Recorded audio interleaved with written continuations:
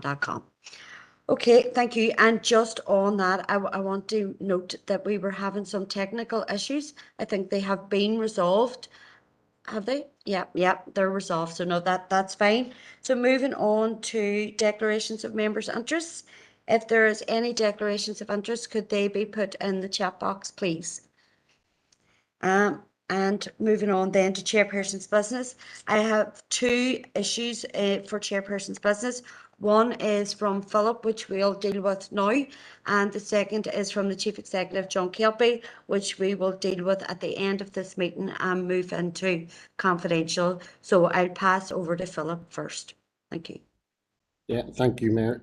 Members, apologies for bringing this to you late in the day, but we have yesterday received a licence agreement from the department in relation to the use of the Fort George car park during the Maritime Festival for camper van parking between the 19th of July 2022 and the 25th of July 2022. The draft licence is in order, members, but it is at nominal consideration, but officers do need members' authority to enter into that licence agreement, and that's obviously needed straight away. So, members, I do formally need a proposer and a seconder just to enter into that licence agreement. Happy to deal with any questions if members have any. Proposed, Mayor Derrick. I'll second it, Alderman Devaney. Thank you, members. Thank you. Okay, moving on then to the purpose of the meeting, which is to receive a delegation in relation to women in sport. Sorry, Brian, are you looking in on the last issue? No, Chair, it was just they welcome the fact that there is going to be motorhome availability over the Maritime Festival, and they obviously proposed it, but colleagues got there, so okay. Job done. Thank you. Thank you, Brian. So just in relation to the item, I am honoured that it is one of the first meetings of council that I have been able to take in terms of women in sport. As a woman who is involved in sport, maybe behind the scenes not playing, but certainly in the boxing world, I am immensely proud of the achievements of the women across many sports here on the island. So I am delighted to welcome to the meeting Orla Waters from Sport NI, who's the interim head of sports systems. Tandy Haughey from the University of Ulster. She's a senior lecturer in coaching and sports development. And Miss Nora Stapleton from Sport NI. She is the lead in Women in Sport. And Miss Megan Fraser, she is an Irish international hockey player. So you're very welcome to the meeting. And I will pass over to yourselves now for what I believe will be a very interesting presentation and discussion.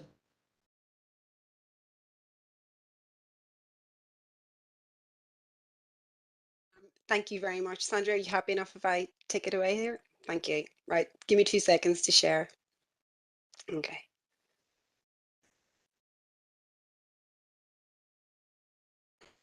Share screen. There we go. Oh, see it in reverse. Can you hear me okay? Yeah, is that okay? Yeah. Thanks very much. Thank you so much for your introduction. Look, I just want to thank you very much in the first instance for actually the invite to present today to the special session in Women in Sport. In the first instance, I'd been asked to do a presentation on and give an update on some of the data that we hold. And I suppose my real gauntlet that I'd be throwing down is actually some of the data that we hold and what it means and how it's used, and is it as useful and does it help? I actually just want to say as well too, Nora Stapleton is Sport Ireland and not Sport Northern Ireland, so we'll give her due place.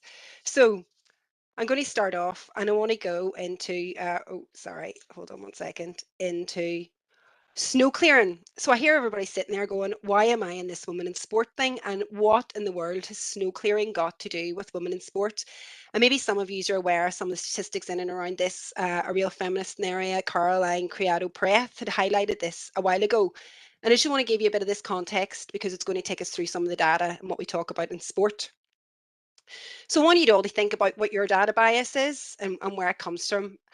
And actually what I'm going to do is take you through, in Sweden a number of years ago, they reviewed all of their policies for women and see if there's any biases in everything that they did.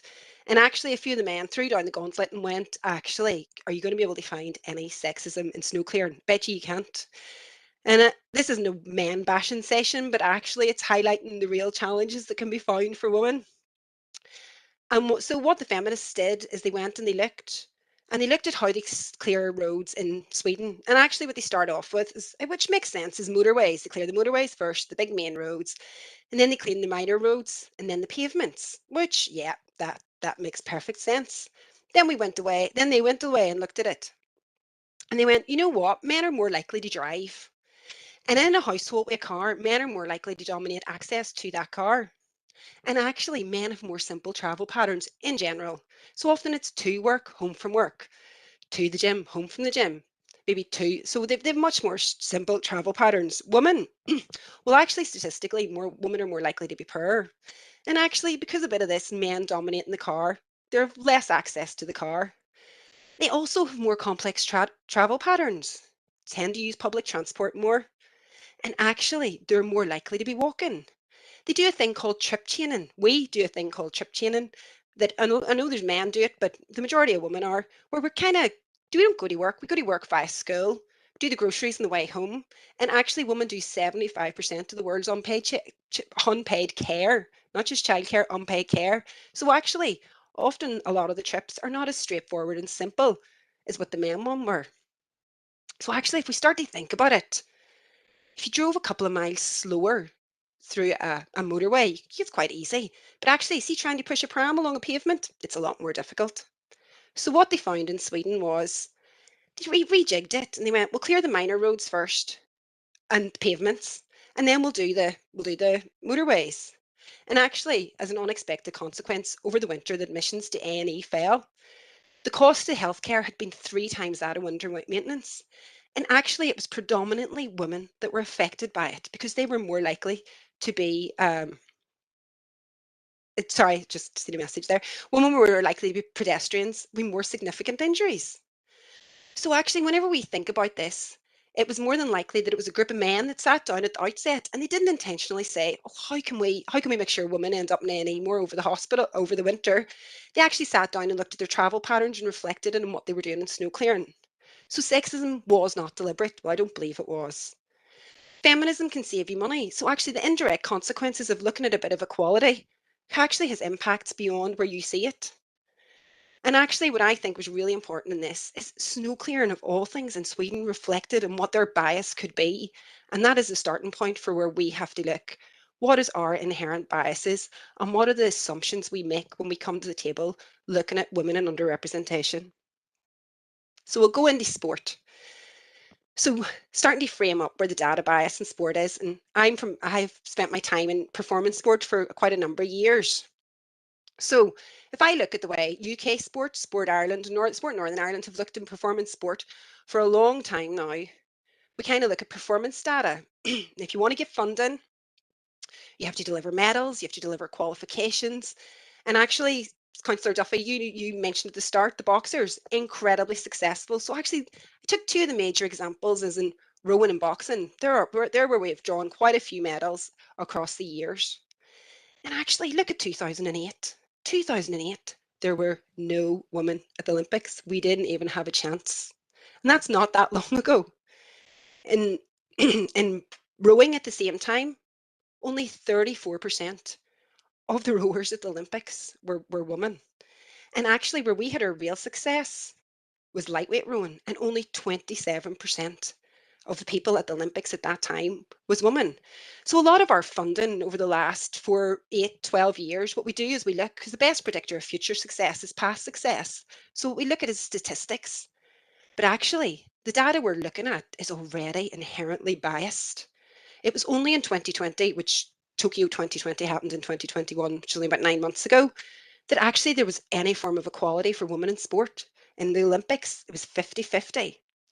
And what we don't realise is by making those decisions, what has happened for women in sport over this period of time. So for the last 12 years, people have had to deliver medals. So actually, if you're a performance director, what are you going to do? You're going to back the men's programme because you're more than likely to get some results through that than you are through the women if you want to keep your job. And actually, what you find then on the ground, I rode for years in and around 2008.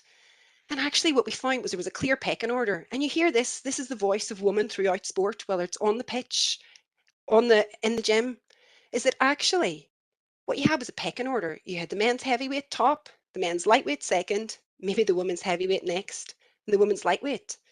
I came onto the scene, made a final in my first World Cup, got a medal in the second World Cup. I still found myself at the bottom of the pecking order.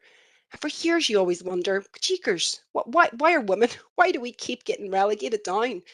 But actually, if I was a performance director, I might have done something similar at the same time, because statistically, my best opportunity of getting medals was here. But what do you find for the lived experience of women in the ground? We're doing the same training programs as the men. So you're going out, and 16 kilometres might take a man an hour, might take a woman 2 hours. We're out on the water. We don't get breaks in. We didn't get breaks in between. By the time we get on the water, they were coming back off the water again. What you have is coaches not adapting to what's in front of them. What they have is what they know and what they delivered on the ground. And actually what was happening for women was you were less and less of a priority. And you weren't getting the opportunity. The opportunities just weren't there. So actually, when we look now and we look at what's happening now in 2020, is that 2021, as I say, it is now 50% women, 50% women, 50% men. But actually still, when we look at boxing, still only 35%. We're 50% of the population. We want 50% of the chances. So actually now, if I take a wee bit of a step back and look back up here and see what in Northern Ireland, what's sport looking like? So we look, and our board membership across sports is about 31% female. Our coaches is 25% female. Officials, 38%. And the club membership, even if we look in the continuous household survey, which we would use sometimes, 55% of females say they participate in sport and physical activity.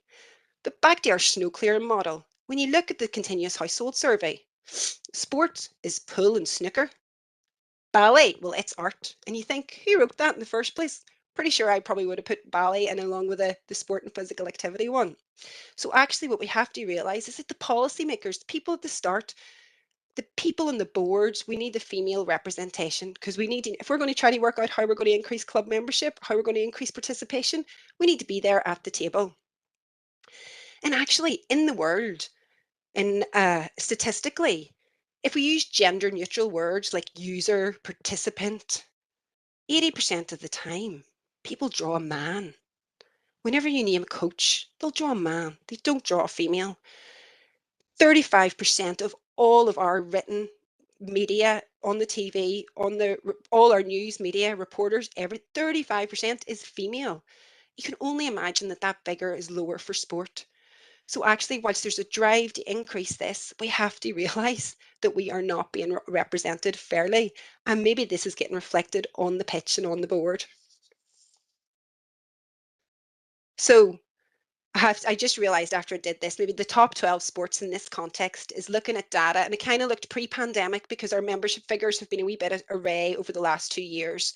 But actually, if we look at our sports in order of membership, okay, so we look at them, starting off with the GAA. So the GAA is the hurling, football, and ladies Gaelic football, and camogie separate. But in order of membership, they would be the top 12 sports that we have membership figures in order. And only 32% of them were male. But actually, and then this was not about calling out sports because I was trying not to do that. If we looked at the football, the cricket, and the rugby, we're looking at an 8% female participation rate, 8% in current figures. And if you think about it, our written media, print, it's in and around a lot of these big sports that you will see, but actually we are not represented on the pitch with them. So if we start to look at the coaches, what we have done historically in performance is we started to look, we've got regional pathway programs, we've got right up until tier 1 up here is the World Olympic and Paralympic medalists.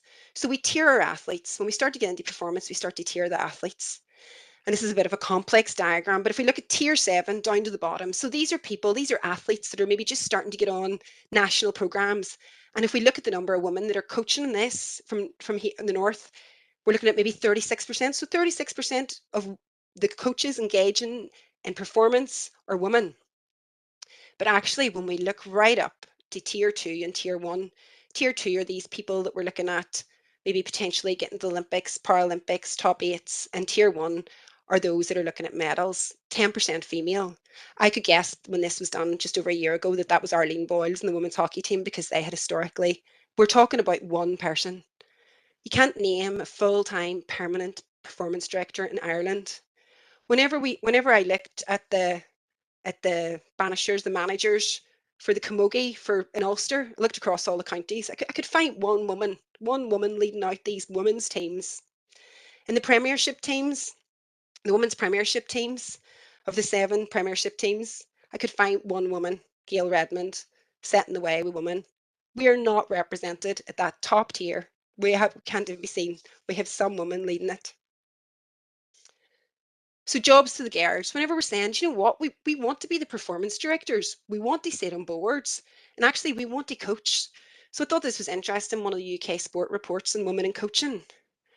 And if we just take 3 of the titles in this, or 3 of the subsets, female coaches, and I think some of the women in the room will get this, because I don't think it just happens in coaching. Female coaches are perceived as too soft. You can be too soft, or you can be too tough, but you're never just right. So if you're too soft, you're not seen as competent. And if you're too tough, you're not seen as feminine. Female coaches face higher competency standards, so we need to be a hell of a lot better. And then there's lower rewards. And lastly, female coaches, when competent, are either disliked or liked. You can be really not liked, or you can be really loved, but you can never be just in the middle. So actually, even on the ground, an inherent level of bias that we need to actually overcome consistently. So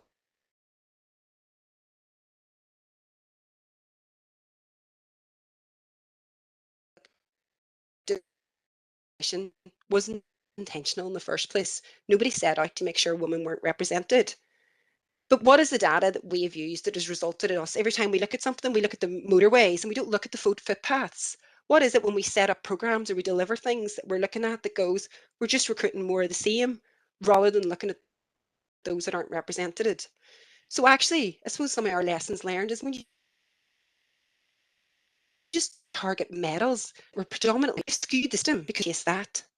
When we're targeting greater membership and looking for people to include more in club, well, actually the people in the system are less informed on how to bring in more women. So and this just ticking the box. We've took 10,000 women into tournament, but actually there has been no systemic change to ensure that we're included in the actual system and what's happening.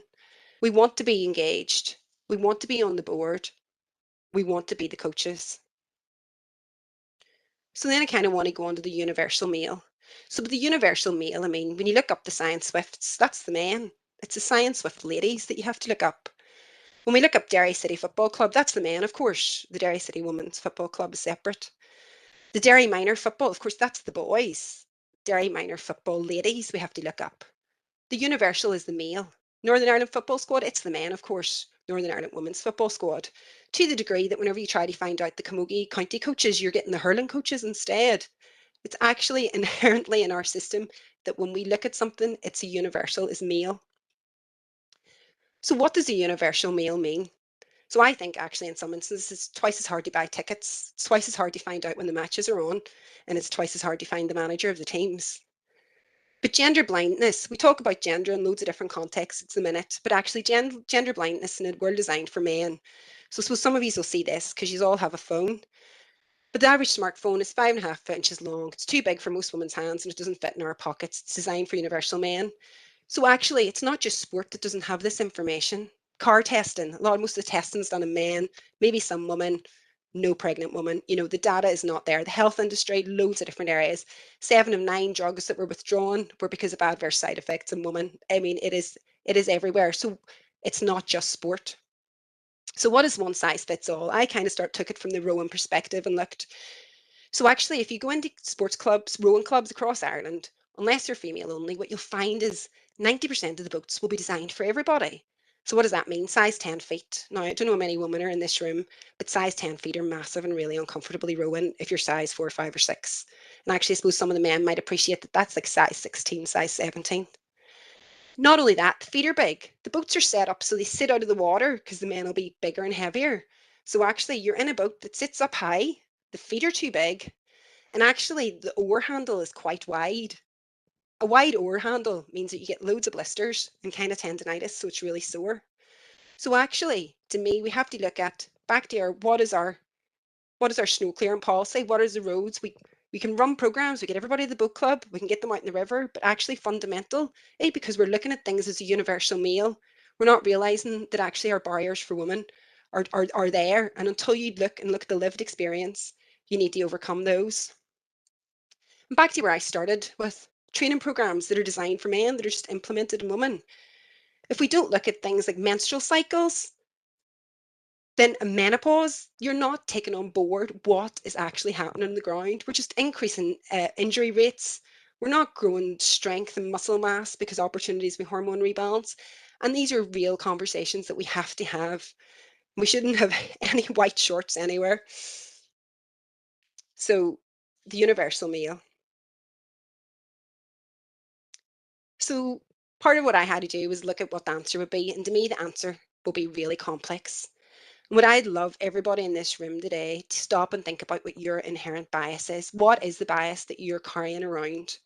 I've sat and talked about the camogie teams, the county teams, the rowing teams, the performance directors. Can anybody truly imagine an entire women's backroom team leading out a County Derry football team, or the Northern Ireland football team, or any of the male equivalent? Like, is there an inherent bias that you can't even visualize what that looks like? Where you look at some of the sports that are all engaging women more and more at lower levels, you start to hit under 12, under 14, under 16, and all of a sudden, the women have not got the confidence to they definitely have the capability, but not the confidence to start leading and being part of that coaching team and management team that are leading out these programs. When I look at all the data, it makes me a bit sad because we never had a chance.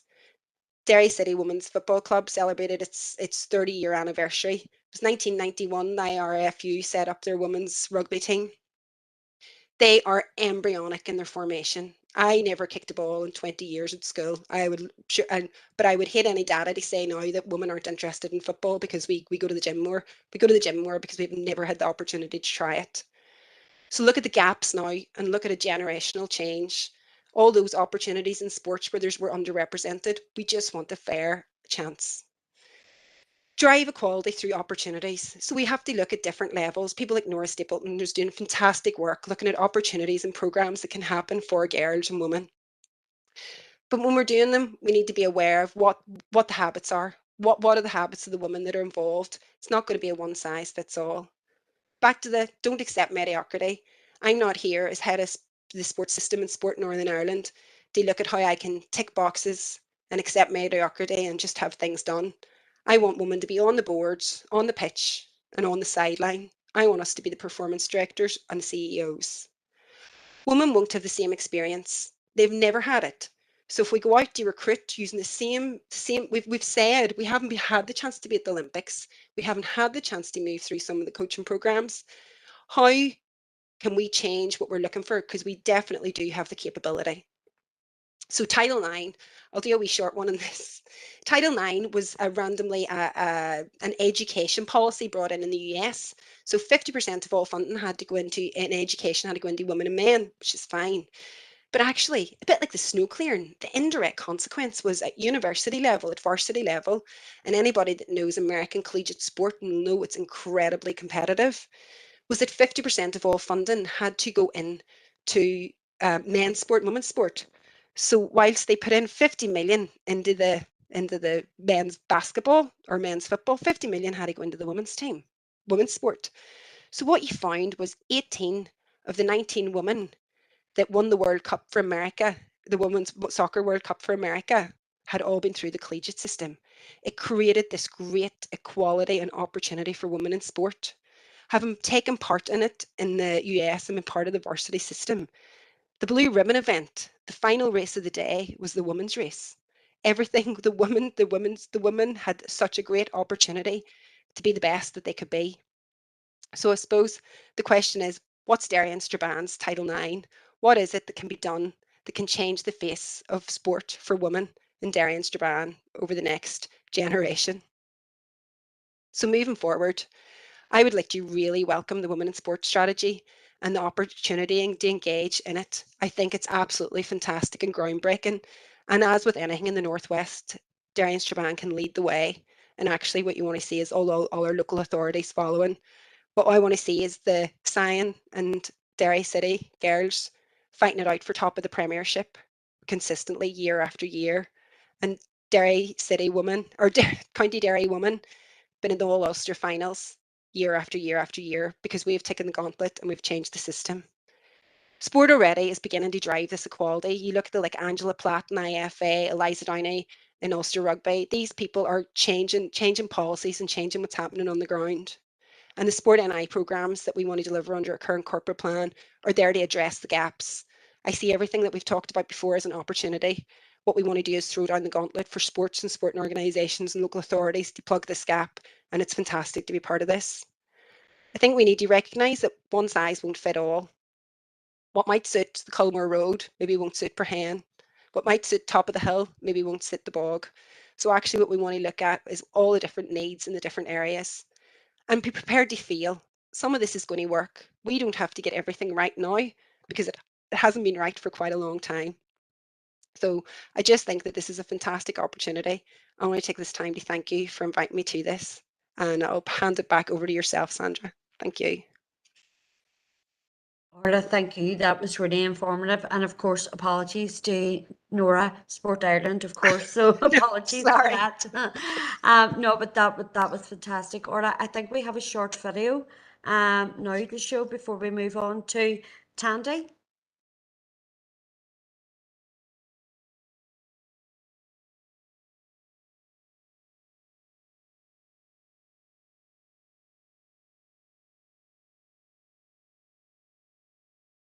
My name's Claire McGuigan and I'm a member of the Lifford Strabane Athletic Club. So how did I get into running? Well, I suppose I started off walking first and it was just generally to get fit and healthy, and I just built it up gradually. I walked from lamppost to lamppost and then jogged a bit and gradually just built it up through time. I met a few people on the road and they were saying, you know, you need to get out to a club, you need to get onto a club, and I was like, God, I'm not interested. And competing competitively, you know, I just like to run, and then they says, no, just give it a chance, just go and give it a chance. So I went out the club in Lifford, and from there I never looked back. It was the best decision I ever made. Just meeting people, meeting new people, and just having the crack and the banter, just really the social aspect. And then I suppose competitively then I really got onto it when I had my first race. I wanted more, you know what I mean? I just wanted to set goals and targets for myself and just to better myself and achieve those goals.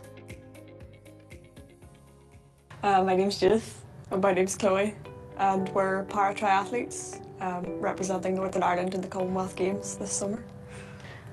So I think we enjoyed sports so much because you make friends in it, and it's a bit of crack, as well as sort of, you obviously get the benefits of, you know, working out and getting stronger, and even just seeing those results as the time goes on, and you're getting stronger, you're getting faster, you're improving, but like the crack's always good as well. Yeah, I think sort of the enjoyment and sort of I suppose the connection with other people is always sort of a really good draw. Just because you're making friends and you're interacting with people, it's really good. But uni, everything was so handy because we were living on campus, and all the sports and stuff were like on campus. It was within walking distance. So we live in Claudy, which is a rural area, so we have to get buses everywhere. So that's sort of a bit of a drawback, especially if the weather's really rubbish outside. As you just said, you sort of think about the amount of crack you have, like how good you feel after it, and sort of encourages you to go on even when it is pouring. What made me get into rowing and rugby was that our big brothers did it. I was sort of like, anything they can do, I can do better. So it was just sort of, yeah, just seeing them do it, and I was sort of like, I'll give it a go and see what it's like. Yeah.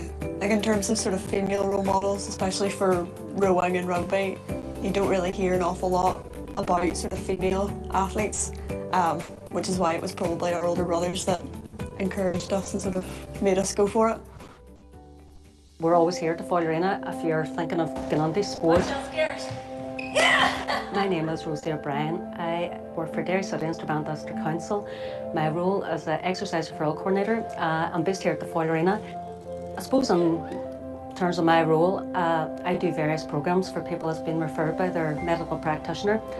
Some of the classes we run here would be indoor hall, so we have our inclusive bikes, volleyball, dodgeball, swimming, gym as well. So that's just a small part of what we do here. Getting a client from A to B and signposting them as having a pathway for them, so that after when they're finished with us, we're giving them the tools, the capability that they're able to lead a better lifestyle.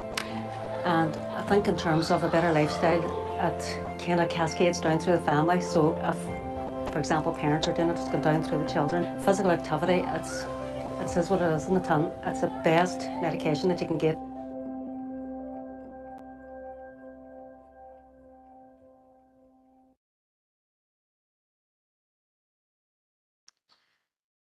That was great.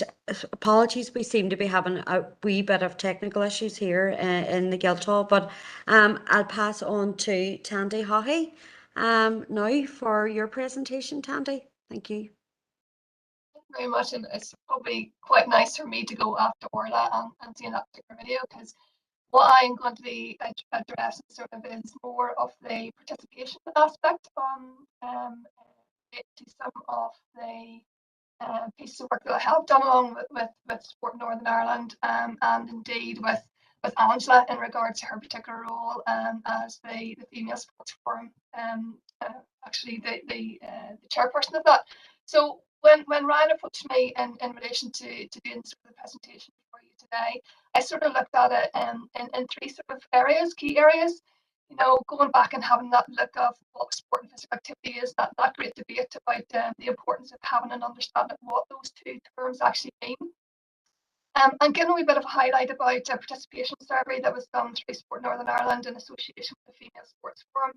And what I have done on each of the presentation slides, just if you want to have further information about each of the information that I'm sharing, you know, there is the link to those particular strategic documents just for referral. And then moving on to sort of like the structured program and partnerships and the importance of partnerships. And I think that's a critical thing, that, you know, a club or an organisation can't do things independently. And it's more effective if there is some form of partnerships that are developed across, you know, there's more capacity in relation to that. And then given a specific case study of the active fitness sporting, and how that particular programme has grown since it's started back in 2010 to the particular funding that was received from the Department of Communities and Sport Northern Ireland. And I'll give a bit of a case study on how that actually linked to the programmes for government.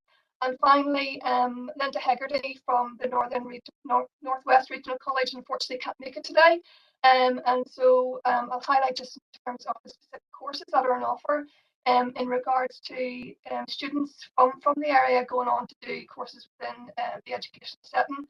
Formalised courses, but then also the flexible education department. I know that you're probably very aware of the Manchester United Foundation and how well connected it is to the McGee campus currently. That's the outline of the presentation for this afternoon and evening. But firstly, just to highlight, and of course, as you know, the new strategic document is available. And it is important that we start to think about that definition. And I think when we think about female participation, it's not just about the competitive opportunities, but also the recreational opportunities, and the great debate about those structured and unstructured activities and what they actually mean. And if we look across a particular continuum, the importance of having opportunities for participation in whatever activity that you want to participate in across your life course. And it's about getting the habit and the love and the passion for activity is important. And that starts from as soon as the child starts to walk, to start to run, and to engage. But as we say here, that top term there in regards to physical literacy, and what actual physical literacy actually means. And it's not just about the physical, it's about the holistic development of everybody that we're actually engaging in activity. And so moving on, and what I wanted to do here sort of is in the context, I know that Orla highlighted there in terms of participation and how participation, specifically for females, starts to reduce and decline during those adolescent years, and the importance of what we need to do during those adolescent years within our school sector, within our community sector, to ensure we do keep engaging our young people in activity. And we've been very lucky, and I'll highlight that within the particular case study, you know, for Belfast, for Craigavon, Banbridge and Armagh City Council, we actually did have a youth sport coordinator, youth sport trust coordinator, who worked along with the youth sport trust to design and develop the specific programs that rolled out in that district council area with the support of the funding from the youth sport trust and indeed from the funding from the Department of Communities and Sport Northern Ireland. As Orla highlighted, one size doesn't fit all, and I think that's the most important thing, that you have to think about how you tailor programs, and even thinking about the tailoring the programs from within the school setting through to the community setting for our young people. And it's not just about the physical, but due to the pandemic, as we know quite well now, it's about the mental health and well-being and how sport can have a real role to play here in regards to re-engaging our young people to start to socialise and be sociable with one another, and to look at their leadership and the development of their leadership qualities.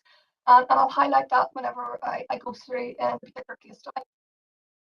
So I just want to highlight that in regards to the background about young people, but if we look at a general population, and this was a survey that was conducted back in 2019 by Northern Ireland as part of the Active Fitness Sport Strategy, where it was a survey that was put out on social media and connected in, and where there were 1,102 respondents to that particular survey from the Strabane and Derry District Council, where 5% of return rates, so it's only 52 females returned in regards to this particular survey. Following up with the survey, we actually did some focus groups across the Northern Ireland, and as Orla highlighted, you know, there are key findings here that we need to address and think about and be mindful of whenever we are producing or developing or thinking about what we do for our community groups in the sport or the physical activity setting. The importance of that value and the value of participating in activity, and we start to think about, a lot of the time when we think about why people participate in activity is they want to have that socialization, they want to have those social friend groups, and how we go about doing that and how we get those opportunities for that actually to happen. The importance of linking what activities we actually do to understanding that it's not just about the physical, as I said, it's about the mental health and well-being, and it's quite apparent through the focus groups and through other avenues of research that I've conducted, the importance of the mental health and the mental well-being, and making sure that there is that feel-good factor. And even when we're thinking about the competitive nature of sport sometimes, even that mental toughness and how we need to address an understanding of a shift towards the focus of making sure that our mental health and well-being is catered for. As Orla highlighted, the role models, yes, role models are critical, and that came out really clearly in regard to specific role models. And I think it's important to address, it's not just about high-performing athletes in relation to our role models. When we ask the general population, who are your role models, you know, it can be the particular PE teacher. So can we look at specific role models across the whole sector, from a coaching perspective, from a participation perspective, from a young person's perspective? And I've been lucky enough to be involved in a number of programs with young people from 14 to 18-year-olds, and they've become role models for each other. So looking at even peer mentoring of each other. And there have been a number of programs from the McGee campus rolling out, for example, Small Steps, working within the primary sector, where we've had role models from the university, students within the university, actually going in and being role models because they've been in that particular primary school or they've been in that particular secondary school, and they're advocates for their school themselves. And highlight there the importance of that first impression. If we're thinking about going in to deliver a particular program, we are that particular role model. We have to have a good first impression. So it's about getting the individuals who are leading our programs, the right people in front of, as we say, the clients that are in front of us. We want them to keep re-engaging and coming back to those particular programs.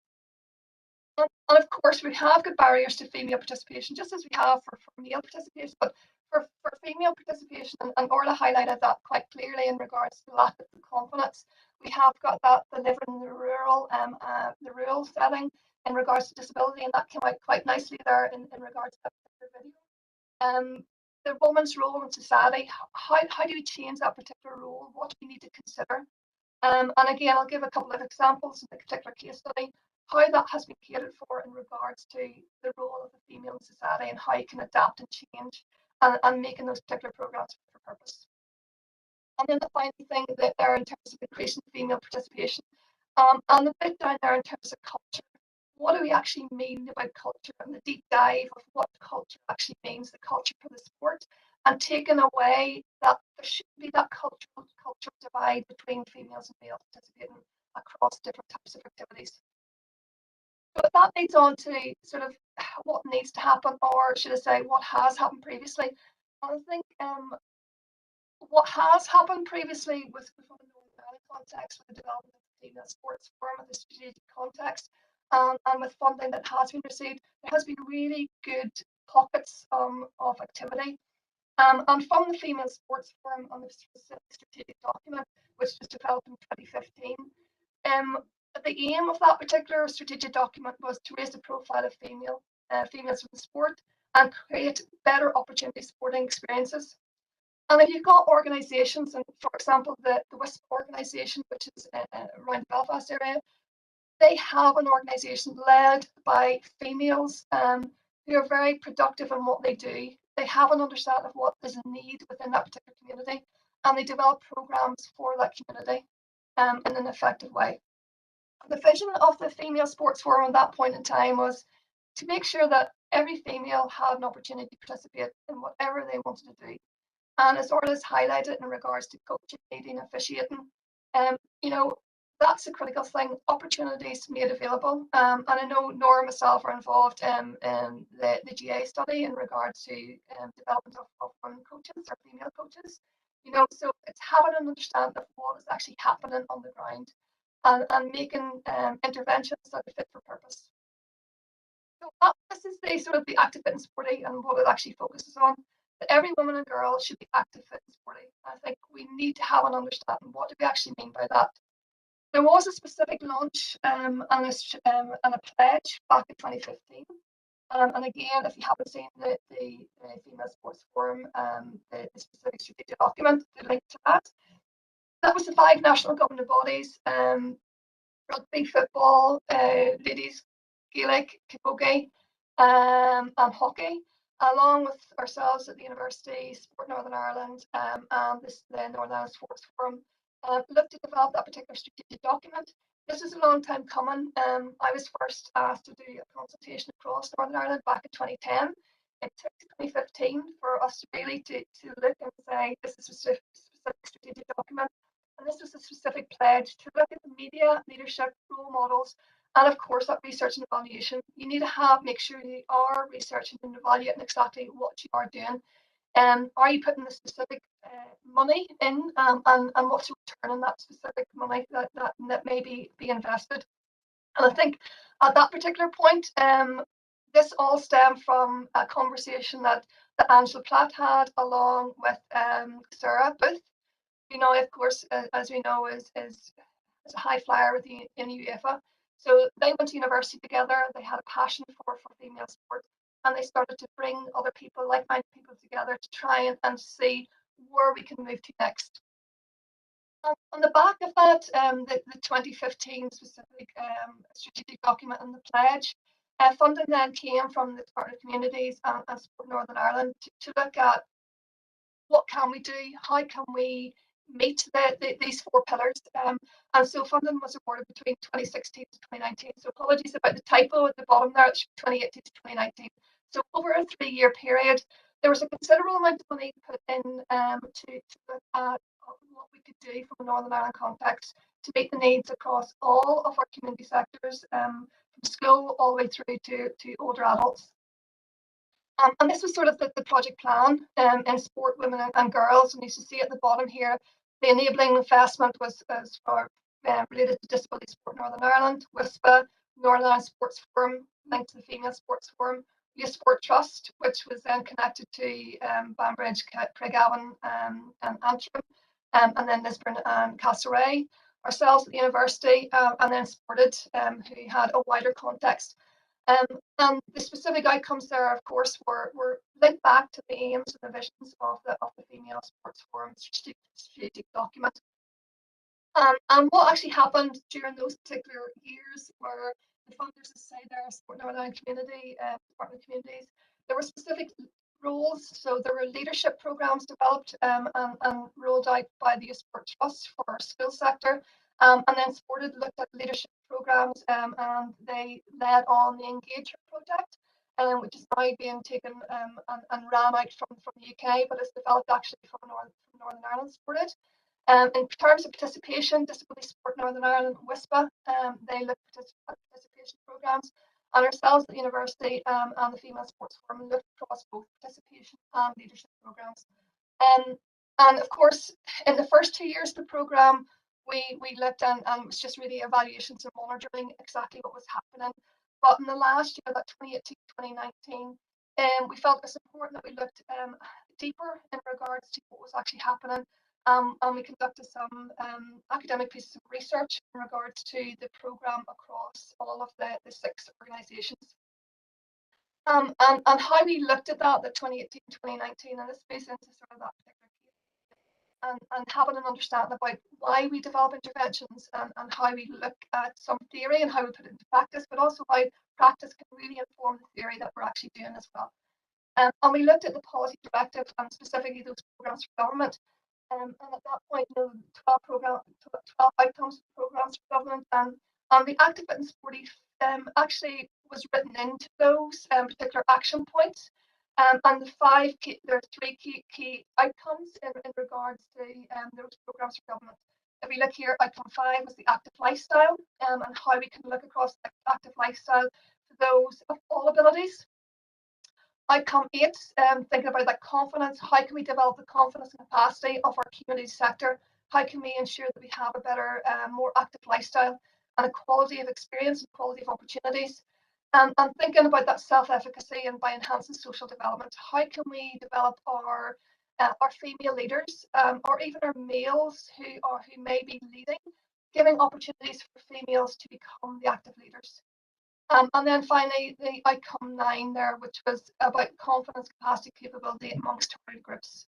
And clearly highlighted there, Active Fitness 40 was identified as one clear action point. And what we did within that particular programme, how it fed in to the overall outcome 9. I wanted to put this together because it really highlights the importance of partnerships and collaborative working. Because in this particular ecosystem here for the 2018-2019, sometimes we do a nice GIF where we can see where the delivery partners all connect together. So the 6 partners, the Northern Ireland Sports Forum, Female Sports Forum, ourselves, the University, Disability Sport Northern Ireland, Youth Sport Trust, we weren't working in isolation. We were working in clear partnership. We were connected together. We were working collaboratively across. So the delivery partners were in the middle. And where we connected to a number of statutory bodies and district councils. We had a number of national government bodies who were impacted by what programmes were being developed and delivered. There were a number of sporting clubs and organisations across the island of Northern Ireland were impacted. The education, whether or not that's from a school setting to an FE to HE setting. And then finally, a community and volunteer organisation. So when we look at the funding that came through those 6 organisations, there were over 9,000 participants who were involved in particular programmes.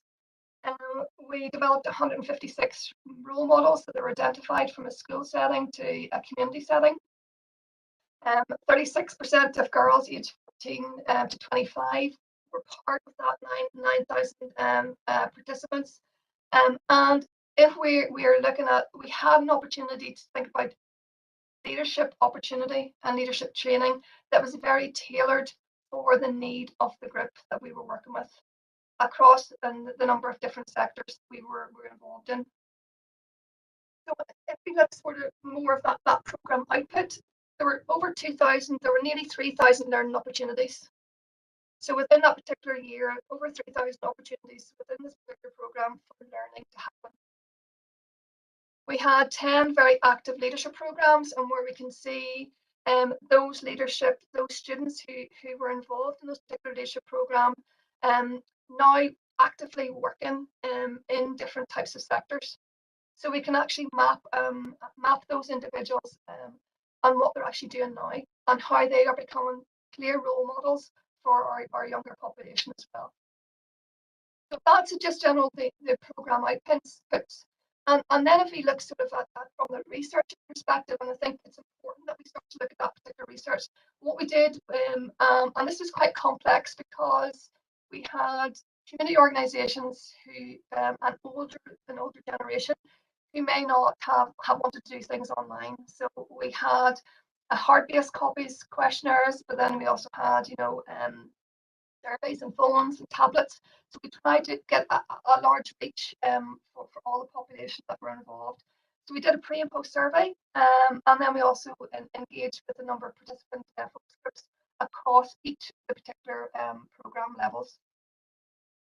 And what we were wanting to measure, and I've just put up there what we measured, we looked at the psychological variables. And when we look at those psychological variables, we want to look at the basic psychological needs, then we wanted to really look at and think about, can we think about the theory of planned behaviour? Can we make it normalising for them to want to participate or want to lead or being given the opportunity? Can we change the shift? We mapped it out on a theoretical model, and if we look here, if we increase motivation levels, we'll improve the attitude to involve or be involved in activity. And then what will happen, we'll improve the intention. And we've mapped out the research findings. I'll just highlight a couple of those towards the end of this part of the presentation. But what I wanted to do here, I wanted to put this picture up because it goes back to what Orla has said there, that one size doesn't fit all. And the path to behaviour change from where we are now to where we want to go to at the end. We want people to participate in activity. And we want them to continue to participate in activity. We want them to reach the top of that particular mountain at whatever level they want to participate in. But as we can see, there's lots of peaks and troughs there. There's lots of obstacles in the way. How do we navigate those obstacles in the way? And it wasn't until lately that I really looked at this picture in more depth. And you see that the arrow of the path to behaviour change, but that's perceived path to behaviour change. So the most important thing is asking and engaging with the community that you're actually in. What do they want a lot of the time? And I know from being in the sports development role a number of years ago, we would have done that. We would have asked our participants a lot of the time, what did you know about that? What might you need to change? So perceiving our perception of what needs to happen sometimes mightn't be what needs to happen at that particular point in time. It's the understanding of the needs of the community that you're actually working in. So really what we want it to become a habit. We want the incentives, we want the environment to actually be right. We want them to commit to wanting to come back. But how do they commit to come back? It happens that the habit has to be right. Those that are involved and engaged in the overall process need to be the right people. You need to prime them. So really what we're looking at here is the enabling context. What or how do we enable the context that we want to happen in regards to that activity, specifically for the Derry and Strabane area? What is it that's required across all of your age groups?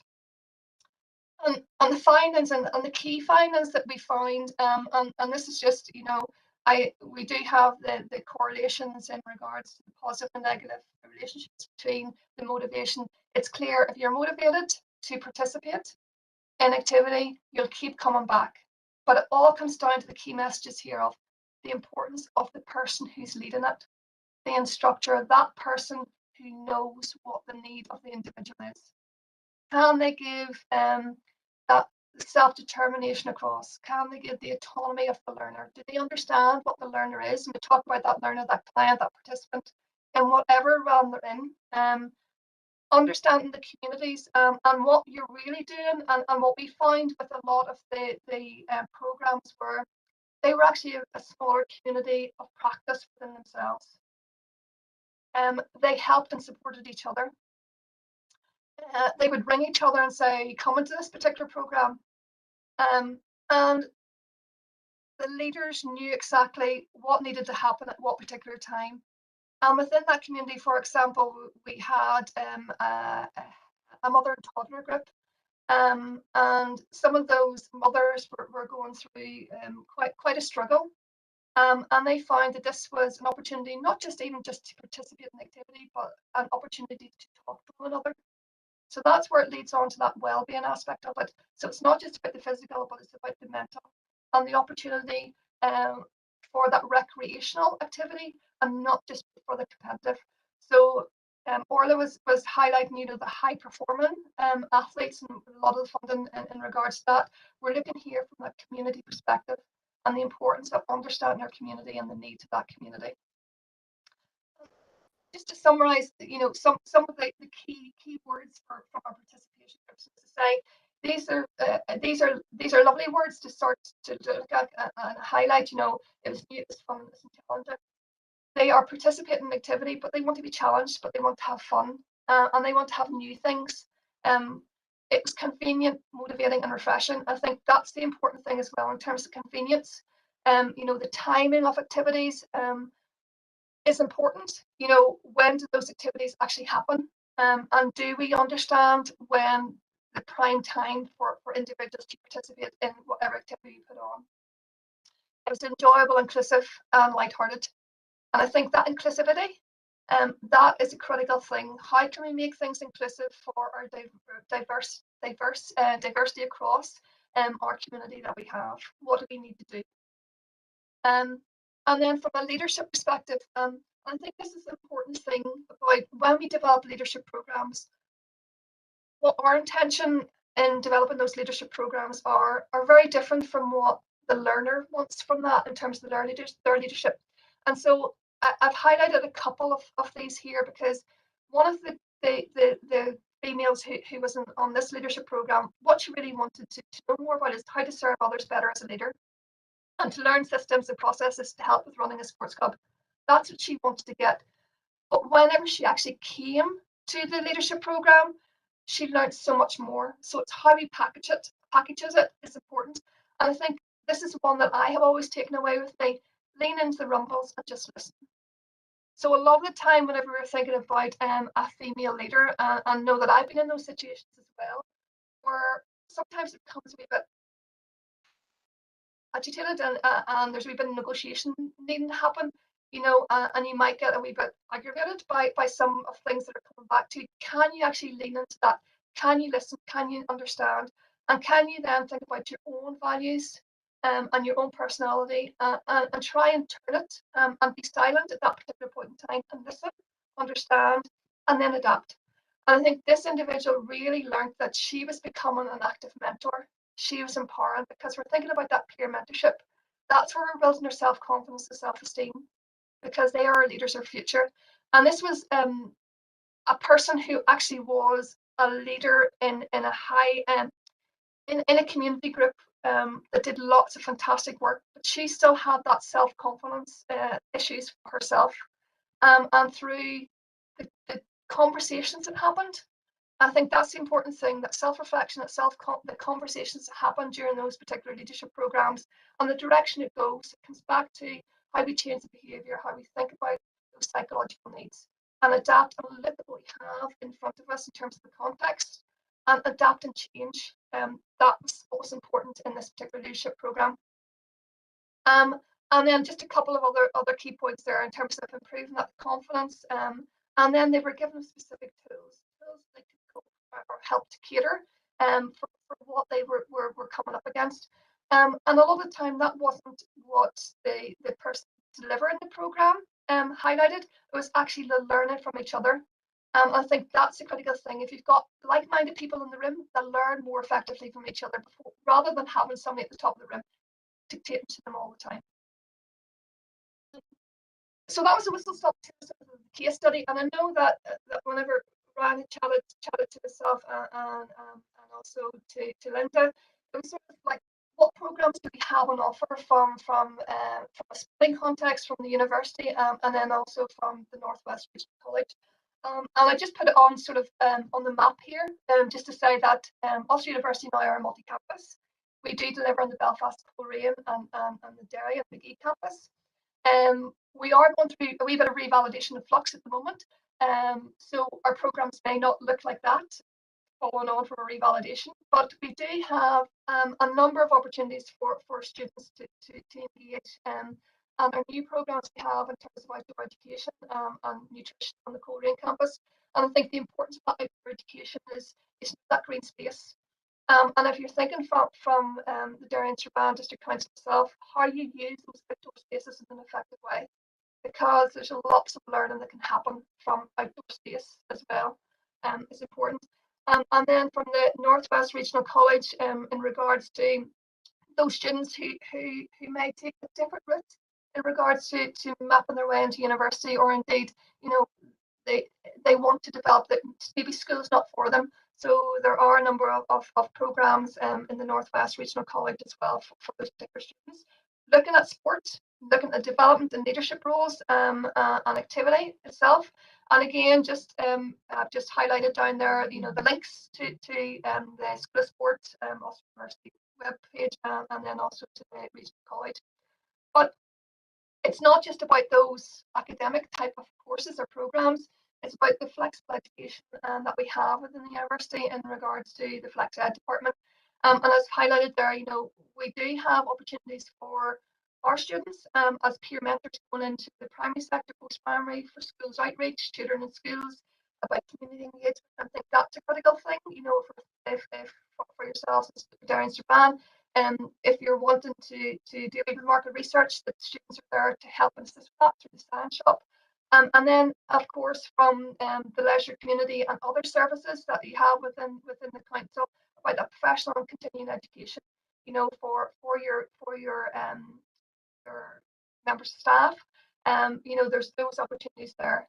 You know, it's about aiming to raise awareness and to raise those particular barriers and create opportunities for pathways into university life. And I think that's important, you know, as well, in a safe and meaningful way.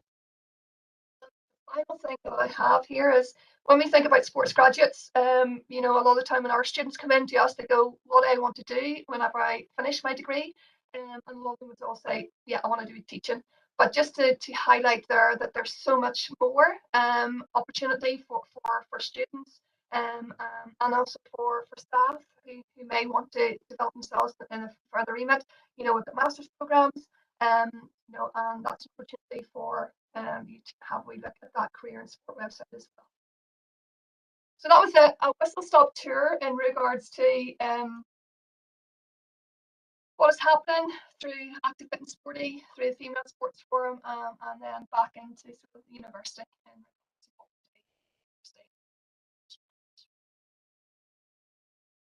Thank you, Tandy. I really enjoyed that, particularly around the participation.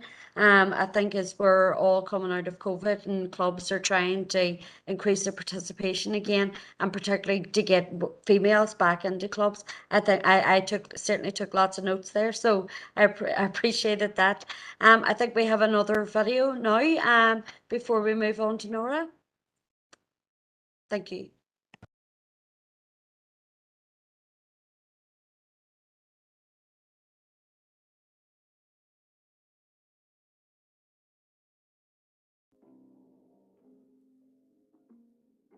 My name is Tasman Mccarter and I play for Science West Ladies.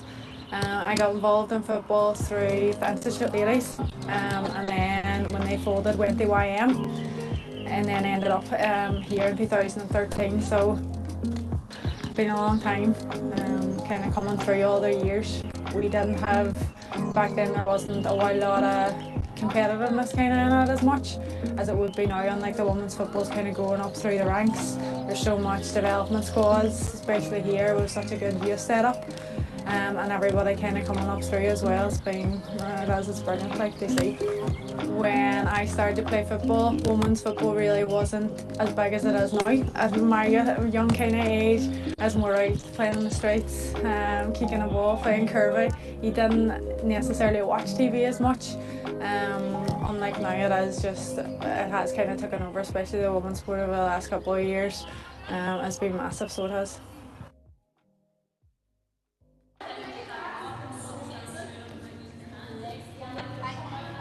My name's Lisa Kern and I work for Derry and Strabane District Council and I coach gymnastics at Melbourne. And then down in the foil arena too, I would take over 50s groups and help out with boccia, and then over at Templemore too, we end up taking different wee groups there and she classes under the gym and things to get there too, just to help get them started.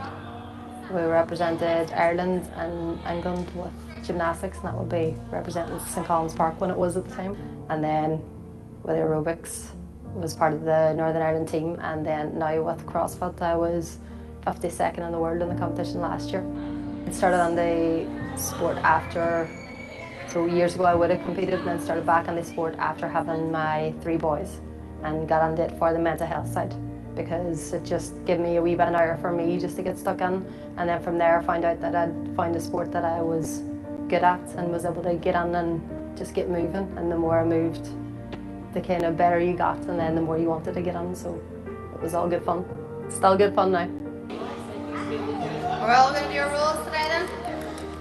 Yeah, so we can do it a wee bit louder. Are we all going to do our rules today? With mood definitely helps me achieve more energy throughout the day, especially with the boys, and getting to chat to other people and that physical side of it, just see that catharsis, that release of pent-up aggression, that sort of just helps you chill out and enjoy the rest of your day. All boys and girls fell asleep. Keep on. Go. Our group's going to win. Go faster, faster, faster.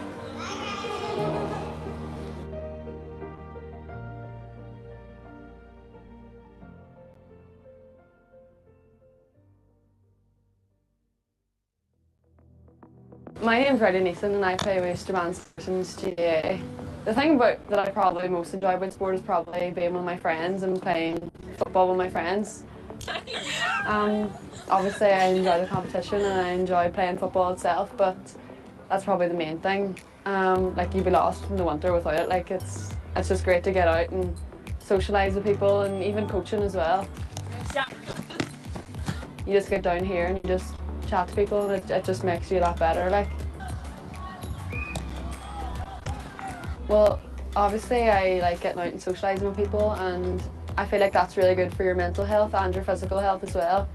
Obviously playing football is good beneficially for your physical well-being, but also for your mental well-being, and you feel really good after it.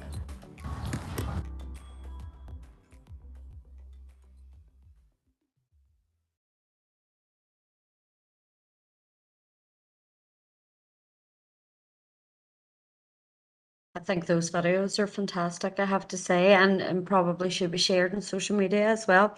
I'd like to welcome now Nora from Sport Ireland. You're very welcome. I'll pass over to yourself now. Thank you so much, and hello to everybody, and thanks for having me involved. Quite conscious that I have another PowerPoint, but hopefully everybody's still with us. I know it's getting late in the day, but this, if you just give me a shout and let me know if that's been shared for you and everybody can see it. Yep, presentation there, lovely. There shouldn't be too much text on this, but what I was hoping to do is take you a little bit through my role in Sport Ireland, and outline a little bit of what we're trying to do from a women in sport point of view, and where I guess my role fits into that, and what we've created so far since I've come on board. Sport Ireland, as maybe you all know, but we look after the development of all sport in Ireland. So that's everything from high performance to participation, coaching. We have a research unit, our anti-doping, ethics, safeguarding. So everything comes under the remit of Sport Ireland, and we do that on behalf of the Department of Sport and all the other areas that comes with that as well. But what I'm going to take you through from a women's sport point of view, I guess it's just a little bit of background information the Women in Sport program itself was created in 2005, so that's how old it is.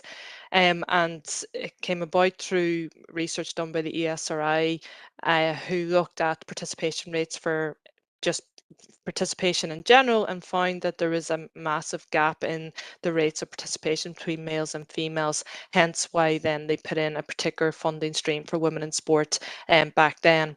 But I guess to to come back a little bit on that one, the reason why I'm also excited and interested in speaking to you today, I am from Donegal, so I'm based down in Dublin, or I'm living down in Dublin at the minute, but I'm from Donegal originally, from Buncrana, so I'm not too far, and even closer. I grew up in Fawn, but yeah, Fawn, Buncrana, some people don't know it, and I would have trained quite a bit in Derry, so I'm very familiar with the Brandywell. We did our handball training in there, so we were in and out of there a lot, and I actually think back to my first Donegal game. It was probably about 20 years ago at this stage, but my first game was against Derry. So I mean, we're close neighbours, and that's where I spent a lot of my time as well. But I guess back to the work here. So the programme then in 2018, Sport Ireland looked to revamp the Women in Sport programme. So they brought in 2 consultants who did a lot of research in the area, and they developed the women. They came back with a report, and in that report it looked at all the barriers, challenges, what were the key themes that were coming out from a women in sport perspective. So both Orla and Tandy have mentioned them, and the barriers and challenges are all the same. But what I'm going to do is maybe point out to stuff that we're doing to try and address them. So then in 2019, off the back of that report, Sport Ireland created and launched the Women in Sport policy. So what this policy then outlined, it had a couple of kind of key themes, but one of the areas to ensure that the policy would brought to life was that they would relaunch the funding stream and the funding mechanism for sports to apply for women in sport funding, and then they'd also bring in a women in sport lead who could help to strategically lead out on the objectives and actions of this strategy and to act authoritatively for the policy. So I was employed in 2019 then to do that, and I'm in the role just over 3 years now. So some of the areas then that I'm looking at or have been tasked to look at. So coaching and officiating, which has been mentioned, is a key target area of ours. Really important one is that we broaden the coaching base to include more women, obviously, but really looking at them, I guess, progressing up the ladder to high performance coaching. And when we look at stats, and everything that I'm talking about here is all based on data and facts. So it's all research underpinned.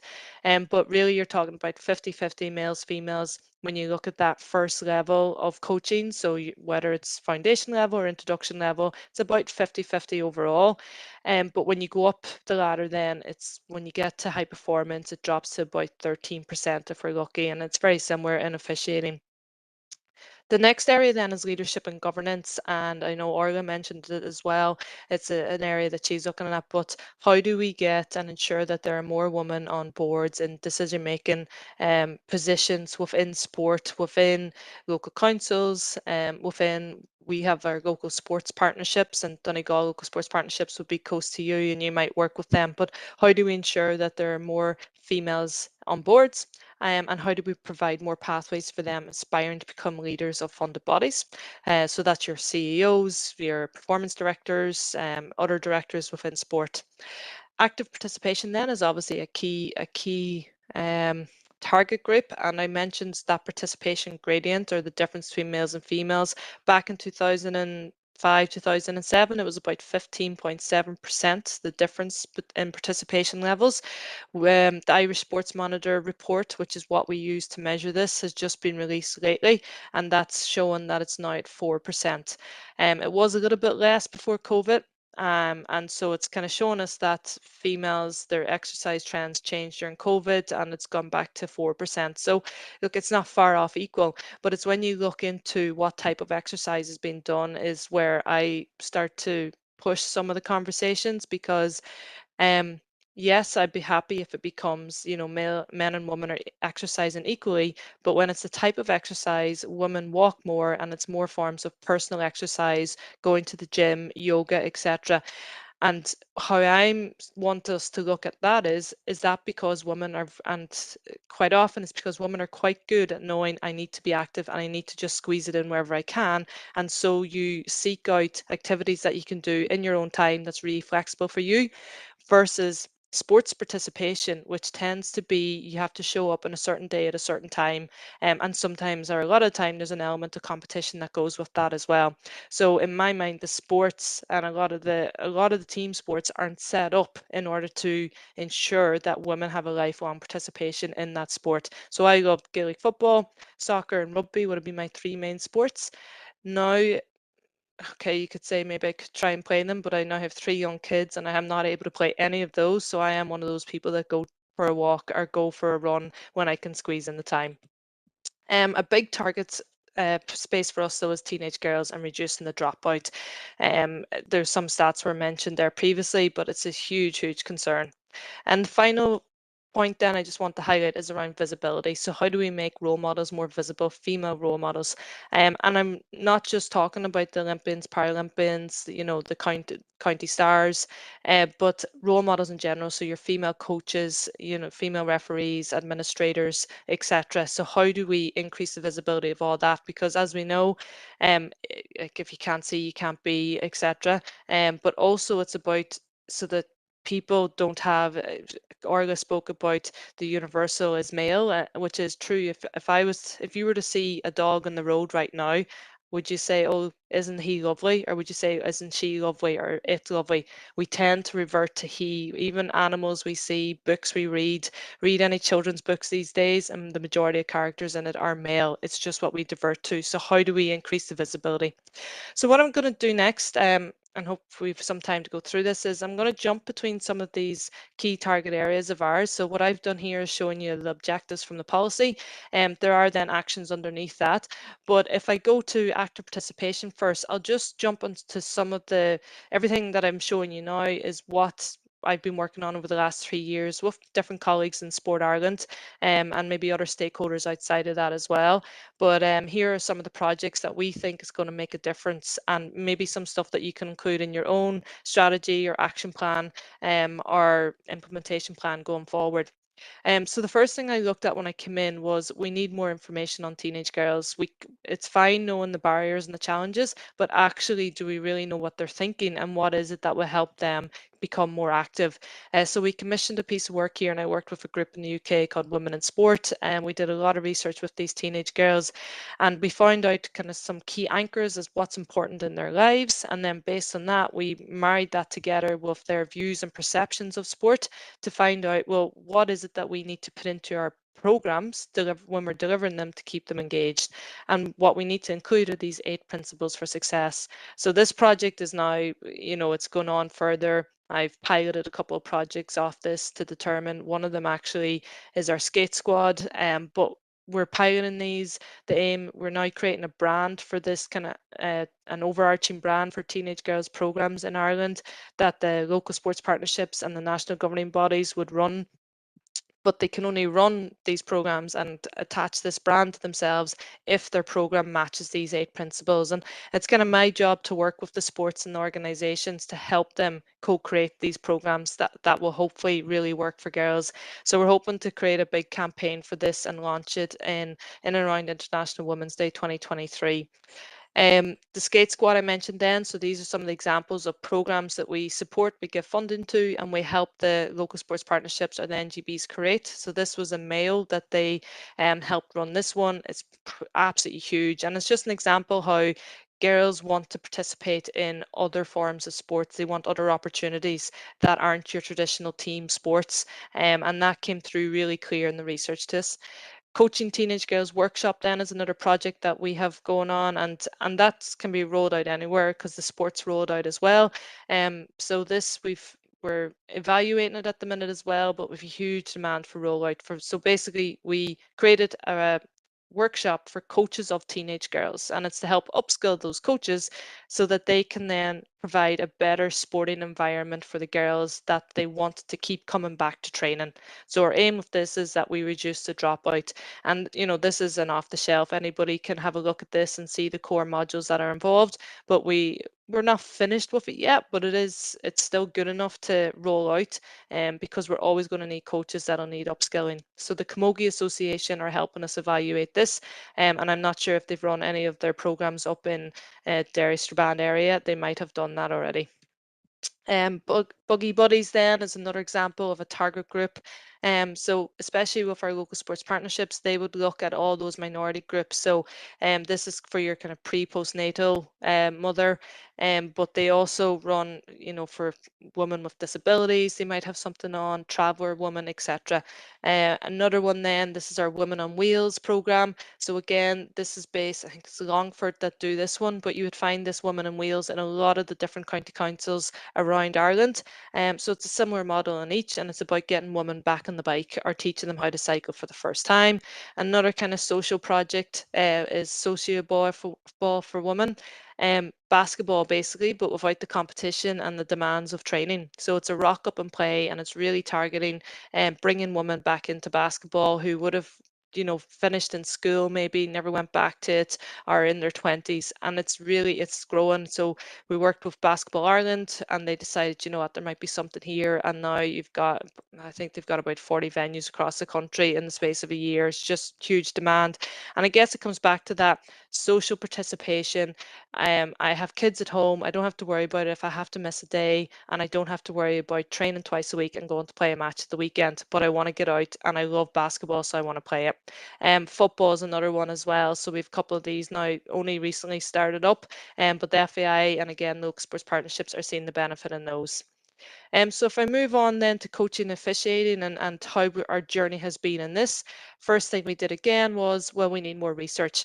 So we had never had any research at all other than just the stats and the data of, well, how many are coaching in each sport.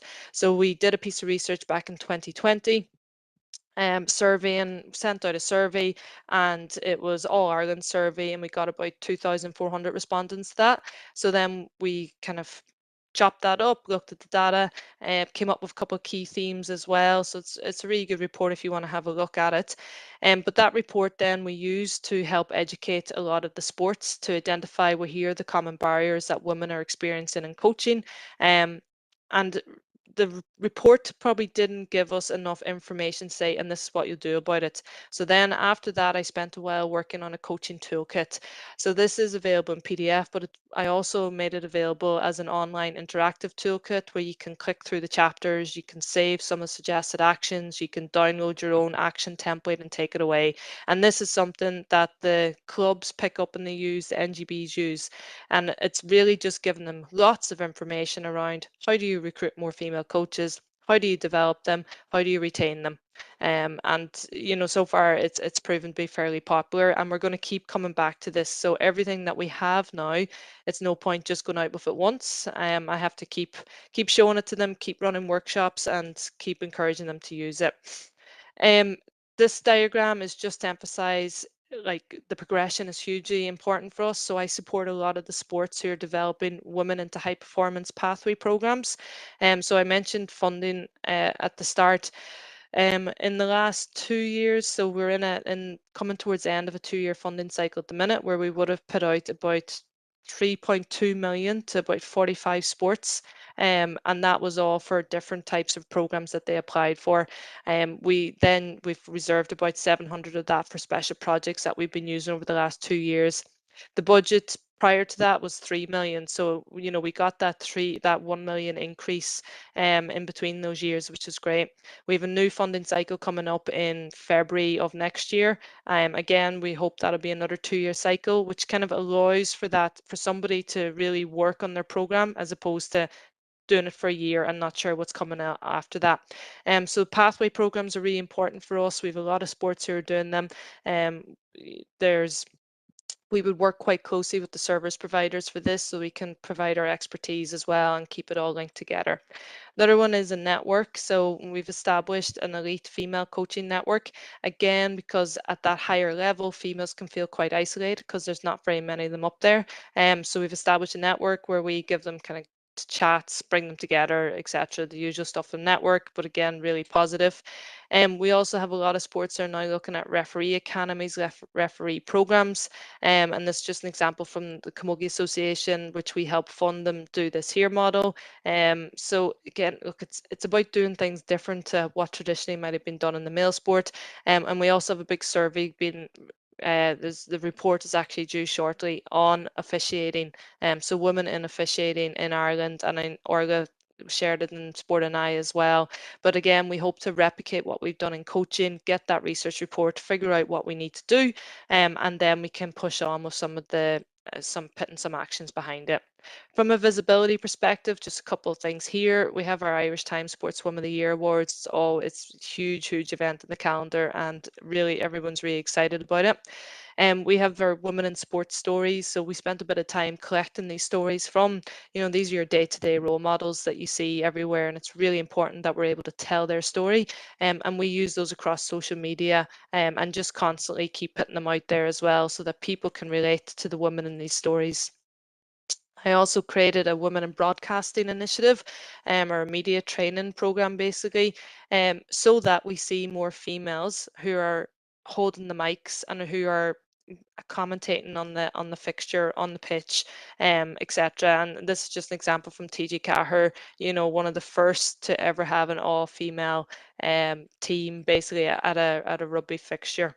The program has just kicked off again this year, and they're doing their second training date on Saturday. So again, it's always hugely popular.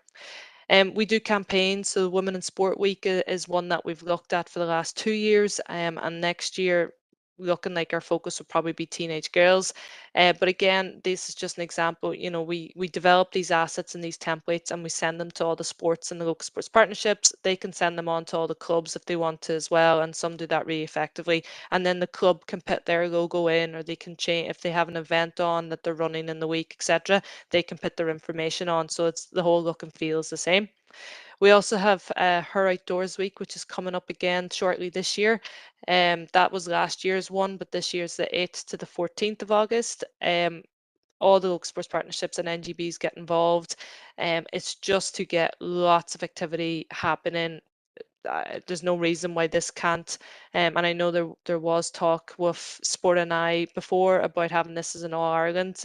I don't know where that has landed or how that's progressed, but as I said, we're just excited to get more women active in the outdoors, and we find this type of initiative really worked last year. This year is going to be even bigger with lots more activity. And then this is one that I've just launched there recently this week, where I've reached out to NGBs and encouraged them to apply for funding so that they can live stream more of their events. So for example, I've Cycling looking to maybe live stream a BMX event. Like, we would never see BMX ever visible, and to be able to show women on BMX or mountain biking, just the visibility of that and making it more accessible for people is absolutely huge. And then finally, I'll just go through some of the leadership and governance stuff. So again, we had to look at, well, what's the business case for more women on boards, and gender diversity on boards. So it was really important to have that research, so that when we're talking to the national governing bodies, or we're talking to board members and CEOs, that we can back it up with all the evidence from corporate world, sports world, as to why this makes better business and financial sense. We also created a toolkit with that as well. So now it's like, well, here you go, here are steps that you can do in order to help increase the number of women on your board, but more importantly, to maintain them there as well. And a lot of really easy practical things, but that's really useful. And then we back it up with a lot of workshops and different talks as well. We also created, so I worked on a snapshot, which I was doing twice a year. I've just reduced it down to once a year now, but this is basically to highlight where we're all at. And in the wider kind of snapshot, there is a list of NGBs from 0% to 100% of what their percentage is on board. So it's quite clear, if you're not putting in the effort and you don't have any woman, that's not going to stand anymore. If you don't have more than basically if you're not between that 30 and 40%, you have a lot of questions are asked, not just by us, but this, like, our Minister for Sport has really honed in on this here, so much so that he changed the targets for the national governing bodies from 30% to 40% females on boards just this year. So it was a big piece of work and has made like a massive difference. This is an example of one of the programs that we support. So again, leadership programs have been mentioned already, but they are absolutely vital. They're so important, and they can be done within one sport or they can be done across multiple sports. So this one we funded in Swim Ireland, but we worked with all the other sports to divert females from their sports to this particular program. It ran about 8 times already, so it's the same modules. We actually evaluated this as well to make sure that the content was working, was worthwhile, and made a difference to these women, and it came back really positive that it does. And then again, a little bit different, but from a leadership point of view, that leadership and coaching is another area, and it's just an example of we fund the 4 sports came together here because we encourage collaboration and we give them funding, and they run this program themselves. We just support them. I support them when I have to. So I think that's it from me. If I can stop sharing, and hopefully that brought you on a whistle-stop tour of what's happening in Sport Ireland from a women in sport point of view. I'm more than happy to, support the process that you are going on for this, and to use my expertise or knowledge in this space to wherever it can, contribute to what you're doing. And I think it's absolutely brilliant. But the most important thing is that there is some form of document or some form of strategy or policy in place so that it acts as that kind of blueprint that people can follow, and the vision is set for everyone. Thank you, Nora. It was absolutely fantastic to see the amount of work that's going on in the background that people probably aren't that aware of, in terms of the support to clubs, to organisations, governing bodies, and individuals to get them back into sport or getting active in some way. So thank you for that. I found it very informative. I think we have another video now before we move on to Megan. No, we don't. Sorry. So if Megan's on the line, I'll pass on to you, Megan. Megan is the Irish international hockey player. You're very welcome, Megan. Can you hear me? Yeah, brilliant. So I actually don't have a presentation, so you'll just have to be looking at me the whole time. Apologies for that. So yeah, thanks for inviting me today. As a Derry girl who left Derry at 18, I don't often get to do things related to Derry, so it's a pleasure to be on here, and I have to say, like, I've really enjoyed the speakers so far, and it's been really easy to relate to some of the things being spoken about as a female athlete going through some of those pathways and having some of those issues. So as I said, my background is hockey. I started at Boyle. I'm afraid to even calculate how long ago that was as a first year. After school, I went to the University of Maryland in the States. Then I was able to play in England for a year.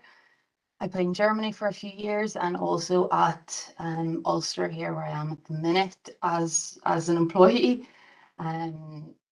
So throughout all of that time, for the most part, I played for and captained the Irish team. So I would just like to chat to you today a bit about some of the challenges that I've faced as an athlete, as a female, and also as an international. So I suppose the first step on within a lot of sports is, as a teenager, playing for Ulster.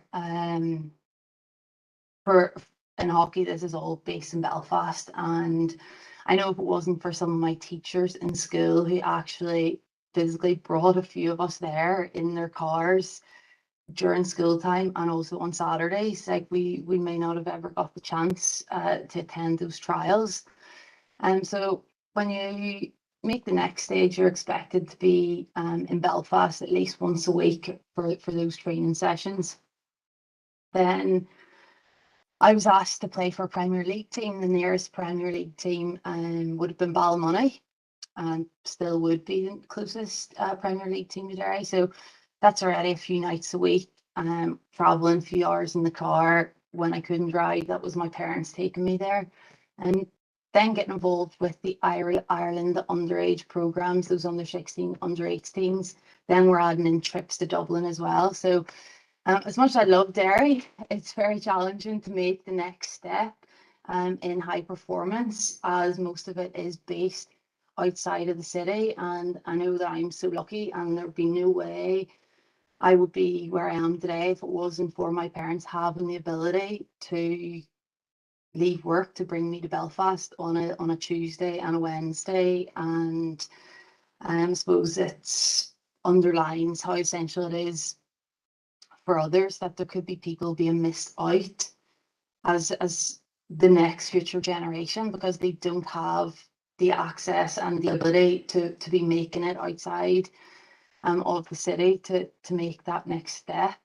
I suppose the knock on of this as a teenager sort of relates well with what Nora talked about.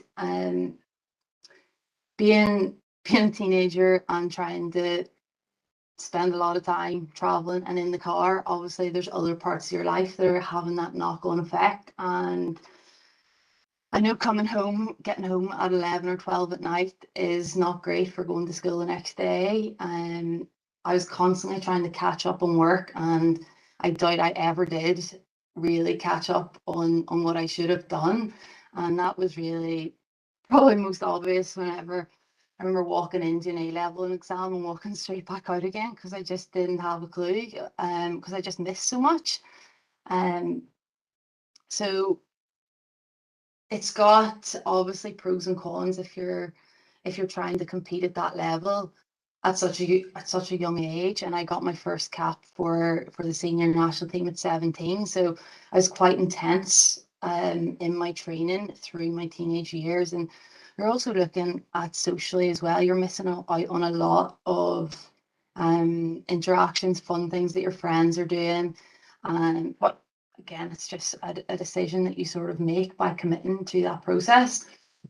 And so as I was getting ready to look at universities, I suppose because sport had become so important for me, there was no real programme within Ireland, the UK, that actually puts sports first. And I think, as touched on in our first talk, the Title IX with the states has really influenced how their high performance setup is from the moment you walk in the door there. So I was afforded an opportunity to play at the University of Maryland, and from when I went there to visit, I was absolutely blown away. It just doesn't compare in terms of facilities, level of competition, the weight that sports take. So here, if you go to university, you go to class in the first instance and you fit sport in around that. Over there, it's the other way around. You go to training and you fit classes in around that. And it definitely has an impact on the level that you can play at and really grow as an athlete over there. So it was really great and wonderful experience. But for me to have that chance, it was still an 18-year-old kid moving halfway across the country, which was, terrifying. It was my first time away from home, but to have that elite sporting experience in college, it's what I had to do. And my parents used to own the shop in the bus depot, and it used to be a bit of a running joke that the busmen would ask, how I was getting on, as I just moved over there, and they both would just burst into tears. And it was a running joke for years that it was like I died. They just couldn't. It really just takes its toll on the family and on me when I was over there as well. So as challenging it was, all these sort of things are building resilience, and which is absolutely key, is being part of an international athlete. On top of the really tough physical training that's needed, there's the mental challenges of performing constantly and consistently and to the highest ability that you can. You're away for a lot of the time playing competitions and training, living in and out of hotels. And then also as an amateur sport like hockey is, the financial implications of playing internationally. There was absolutely no funding going directly to the athletes until after 2018 when we won the silver medal in the World Cup. So we can't hold down a job because we're always traveling and moving around. But yet we still have bills to pay. So just another sort of challenge along the way. For me, probably injury was a huge impact on my career, especially in my later years. And I had an ACL injury with my knee, which was probably the beginning of the end of my career. And that was, I was 26 when that happened. And after I had 3 knee surgeries, I had many cortisone injections, I had MRIs, many hours of physio and rehab and all that training. And that was done alone for a large part because the team have to continue on in training. So yeah, for me, missing out on some of the big tournaments was a killer, but probably the biggest disappointment that I faced in my career was missing out on that Olympic selection. And selection is a key part of being on an international team. There's always youth coming through that are looking to take those new spots. They're trying to push out the oldies. They're trying to get their foot in the door. And it's a reality of sport. And for me, it was. I've been doing this for 15 years. And the only thing that kept me coming back, knee problem after knee problem after knee problem, was that goal of getting to the Olympics. So yeah, I had a pretty difficult summer last year, absolutely devastated, and had an awful few months. It was just completely, was pissed off hockey, wasn't near a hockey pitch for months, didn't lift a stick. And then in about November, December, I picked up some of the coaching. I would have worked with a school here in Belfast, did some stuff for Ulster and that sort of thing. But from this coaching, and the next step was kind of gradually finding my love for it again. And I found that I was a lot more passionate about coaching on the other side and helping people. So it's been interesting listening to the other speakers touch on coaching a bit more, and how the lack of female representation at the top levels has been so prevalent through most sports. And I do understand that myself, having been in the position on both sides. But I've definitely found that this sort of area is something that I was keen on getting to know, explore a bit more. And it's really turned into a real passion for me now. And yeah, long story short, I'm very proud to tell you I've just accepted a job as an assistant coach at Stanford University in California, and we'll be moving over there in August, which kind of maybe described as my dream job. So as you can see, sport, the impact it's had on my life has been absolutely crucial. There's no way I'd be where I am without it. And probably was a bit eye-opening at the start of this talk, was as a player on the pitch, like, we're actually not that aware of some of the issues that Orla spoke about, Tandy spoke about, Nora spoke about, with that inherent bias and the layers involved in women's sport. And there's been women here battling behind the scenes the whole time, and as players on the pitch, we're not actually acutely aware of how much is going on there. And yeah, now I'm getting a little bit old in the tooth. I find it's an obligation for me to take up that fight as well and continue to get more involved. So I'll be making a priority of mine to try and get involved more in that women in sport, and happy to help out in any way as well with Derry City Council and Strabane District Council in that way. That's all from me. Thanks. So I'm back. Megan, thank you for coming along and thank you for being so honest in your presentation. But could I begin by congratulating you on your new post? Absolutely amazing news. So delighted for you. Also, congratulations on your fantastic sporting career and success that you have had. I know you had that devastating low at last summer, but you have had a tremendous career. And it was really good to hear how you dealt with the challenges and how you were able to overcome them and your own commitment to the sport and how that affected your family and everything around you. So thank you for coming along and being able to present that to us today. I have to say I've really enjoyed this meeting and the presentations by everybody.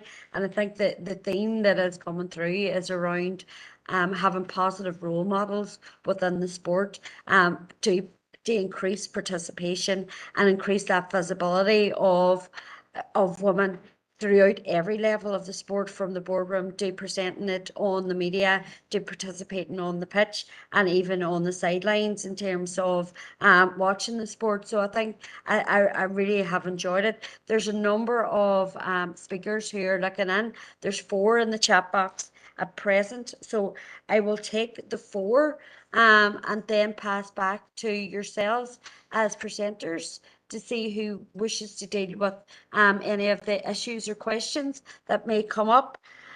So I'll begin with Councillor Maeve O'Neill. Thank you, Mayor, and thank you so much to all the presenters. I think there's a lot to say about women's sport, and I think that was, we've got some really comprehensive presentations there. I'd also want to just say, it's a real honour to have Nora Stapleton and Megan Fraser present the Art Council. These are 2 superstars in the world of women's sports. I'm a bit sort of starstruck in a way, with the 2 of them. So, it's an absolute honor to have these 2 legends with us today. And I want to thank council officers too for putting this together. The videos were really, really excellent as well. And I think this is such an important issue, and I think it's an issue that we as council are taking very seriously. It was myself that proposed the motion in January on the back of Derry City Women's Football Club reaching their 20-year mark, and I was part of that first team back in the day, and a lot has changed from playing sport 20 years ago. For women, I don't think it's any longer acceptable for us to get changed in toilets when there's no changing rooms, or for there to be no shower facilities, and even getting changed behind changing rooms because they didn't bother opening them for the women's game. So I think none of that is acceptable anymore, and I think it's brilliant to see the progress that's been made with regards to women's sport, but the reality is that we do have a legacy of underinvestment in women's sport. And I think Megan highlighted that well whenever she was describing how it looks in the United States. The investment that they've put with women's sport whenever it comes to that 50-50 investment. And that is one of my questions. I don't know if anybody knows the stats around investment in sport in the north here, with regards to women and men. We've seen a lot of statistics here about participation, but in terms of funding, what is the funding percentage between male and female sports? I just want to kind of say, in terms of developing the women's sport, it's not about mimicking or mirroring every single thing that men's sport has done. And I think we can utilize the hindsight and understand kind of what works, but develop women's sport with that gendered lens and go into new frontiers and be innovative in the development of it. And I think the very exciting thing about women's sport, it also has the power to bring about social change. It has the power to really challenge gender norms, and also really empower women in many ways, and even when it straightforward things like body image, it really can challenge that body image in a way that women are expected to look a certain way, and we're blasted by media in all from all directions that we should be a certain way, whereas women's sport has the power to really put on display powerful women who have lots of different body shapes and who are very, very successful. And I think around visibility, I think there needs to be a lot more done. I think we've seen a lot of progress, but I think there needs to be a lot more done around the coverage of women's sport, particularly locally. It feels like the only time women's sport is ever covered is whenever there's been a massive achievement, rather than just if we've lost a game, women's sport is definitely not covered. It's only if we've won the All Ireland or we've won a national championship. And I think there was excellent points made around kind of elite players in women's sports, and how it's very seldom that elite players are paid, that it's a professional sport for them. And we've seen the Wales rugby team have started paying their international players, and like women sacrifice so much to play elite sport, as Megan has so well described. And I think a big participation barrier for women, and the way that we need to be innovative and enabling participation for women in sport is around the care responsibilities that women often are overly burdened with in a way, and looking at how to combine childcare with or care of other people with participation for women in sport. And I just wanted to ask just a final question of Karen. I'm just wondering, do we as a council, do we have a specific focus strategy on looking at participation of women in sport and physical activity, and looking at that from a gendered lens for our council? So that's all I want to say, but I just want to say, like, there's so much to say on this topic. I'm very passionate about it, and I really appreciate the presentations that everybody has given today, and I think this is only the beginning really of that conversation. Thank you. Thank you, Councillor Neil. I have a couple of speakers here, so I'm going to move on to Councillor Jackson.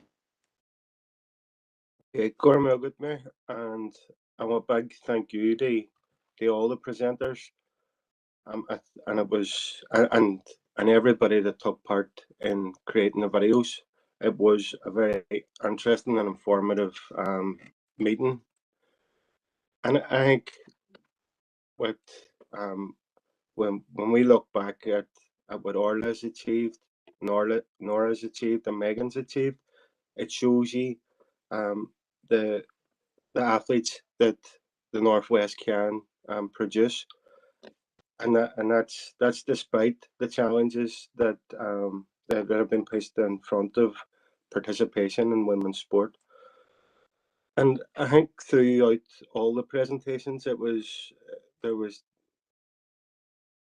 well, I suppose it was highlighted around the importance of female representation, the challenge, the inherent biases that women face in participation. And I think today the presentation demonstrated that there's very strong women leaders right across the north that are challenging that inherent biases, but it shouldn't be up to women. It should be it's a responsibility of every single one of us, particularly those with the responsibility in shaping policy.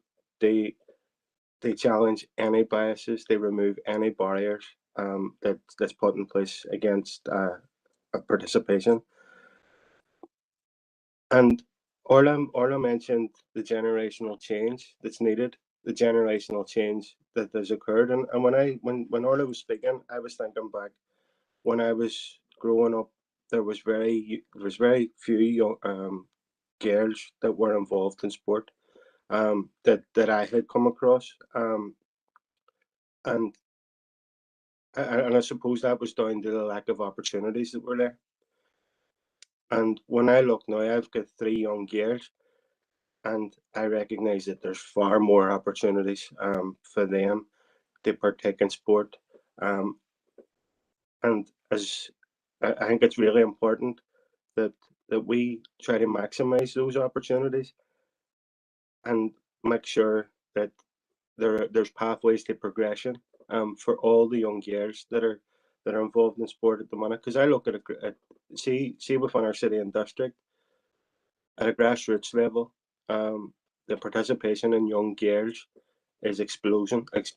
When I look through soccer, GAA, the many young female teams that are developing is phenomenal.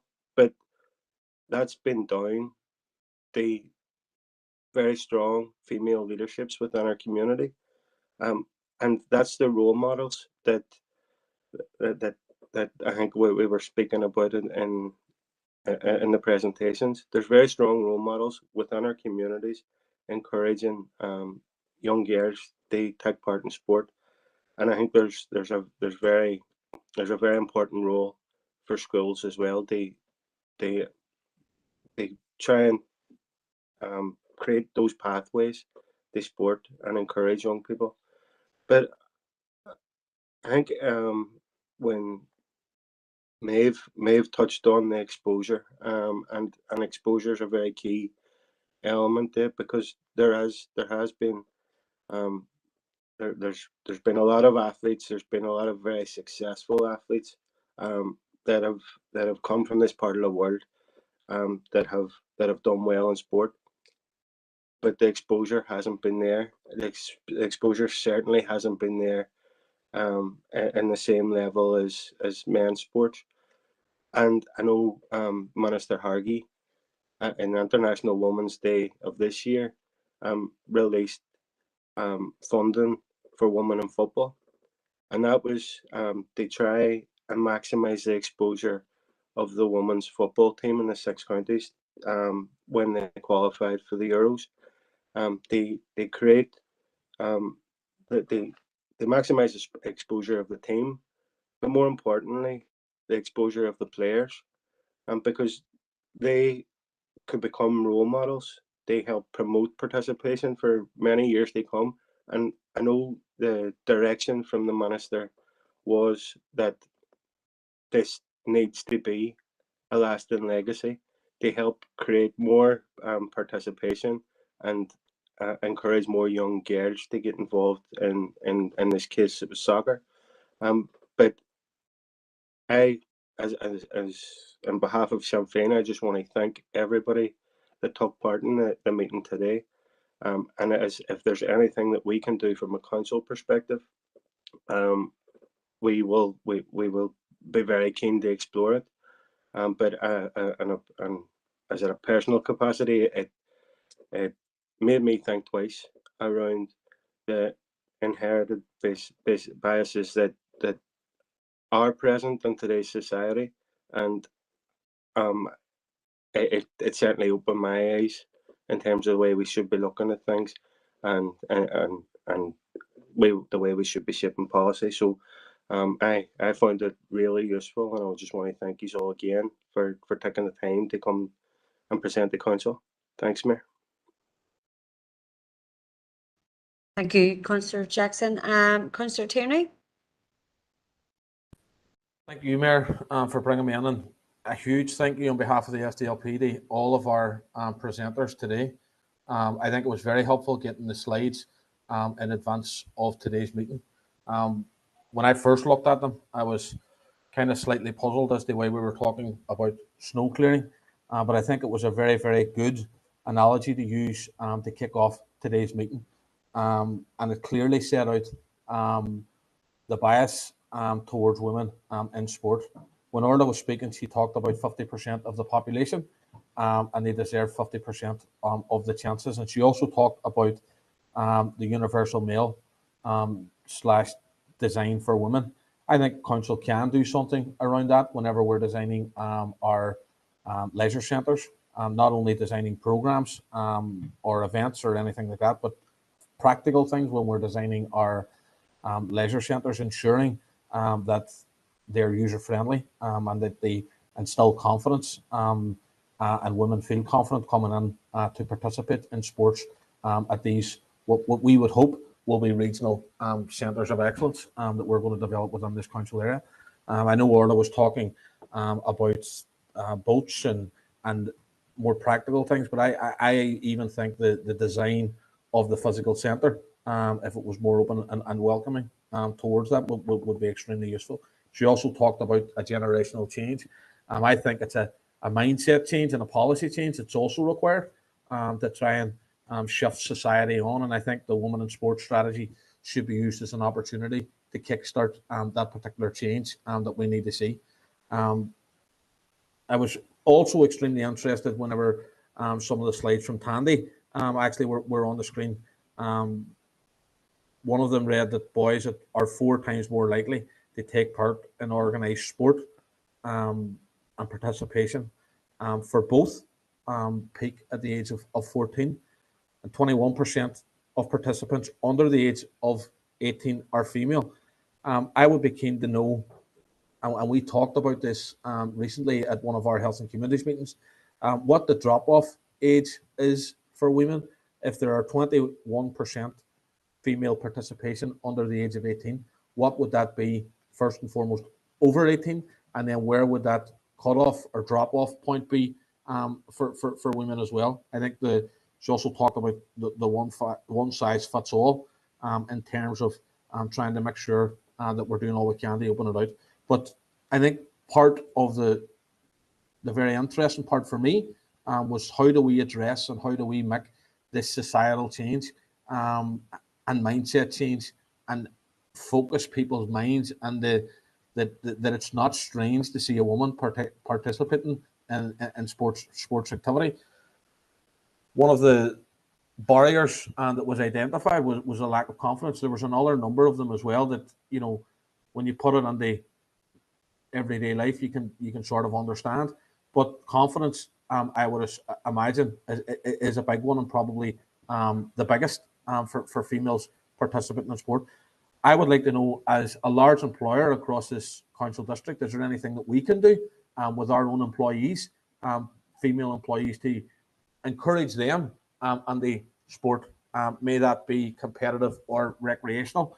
And that then obviously, if we were to design a program around that for our female members of staff, would obviously drive up the levels of participation as well. And then you would hope that they would bring a friend, and they would bring a friend, and all of that. And it might only start off, as one of the videos pointed out, as a recreational thing to try and help and support people's mental health, but then turn on to a positive and competitive opportunity for someone. Nora talked about the levels of support that are being offered from Sport in Ireland at all levels to make sure, and I don't even know, Mayor, if this is the correct word to use, but to normalise seeing women in sport, may it be presenting, commentating, refereeing, at any participation level within sport. And I think that's very, very good. I think it's on a wider scale, that's where we're going to see the clear breakthrough being made. And Megan obviously talked about participating at a local level and then trying to move on under that high performance sector and that high performance piece, where she relied a lot on her family because she was here within the Northwest and the facilities and the opportunities weren't available there because she was in the Northwest. I think that again flips back to one of the very first points I made around designing our leisure centres and making sure that they're user friendly, making sure that they're of a high enough standard where young females aren't having to travel to Belfast or to Dublin to participate in that higher performance level, and that we can offer that to them here at home. And that obviously then, and again, I don't want to use the word burden, but that obviously would release the burden from their families of having to ensure that they're ready and able they technically travel to training or to perform. I know of a girl who wanted to help out with a local soccer club, and she wanted to coach. She was welcome with open arms at the club, but very quickly she was almost given an administration role. At training, she was collecting the money. She was making sure that the consent forms were signed. She was organising the sizes for the kits and making sure that everybody was ordering the right size and all of that there. And the actual part that she wanted to do was get involved with the children and teach and train and coach these young people. nearly unintentionally, she was overlooked because she was a female, because it was nearly seen as this, she would be good at this role, this administration role, because she's a female, and that the male coaches would be better placed, or maybe not better placed, but it was just sort of more accepted that they would do the coaching and she would look after the administration. That almost led to her leaving that club. She spoke then with a club, and she's now coaching the young people. They seem to enjoy her coaching, and she is definitely thriving from it. But I think it again flips back, Mayor, to that mindset where it was just almost taken for granted that she was there to help out, to make sure that the club ran smoothly, and that the male coaches were there to make sure that the training was done to a high enough standard. I would argue that she's as good a coach as any of the males, but it just wasn't.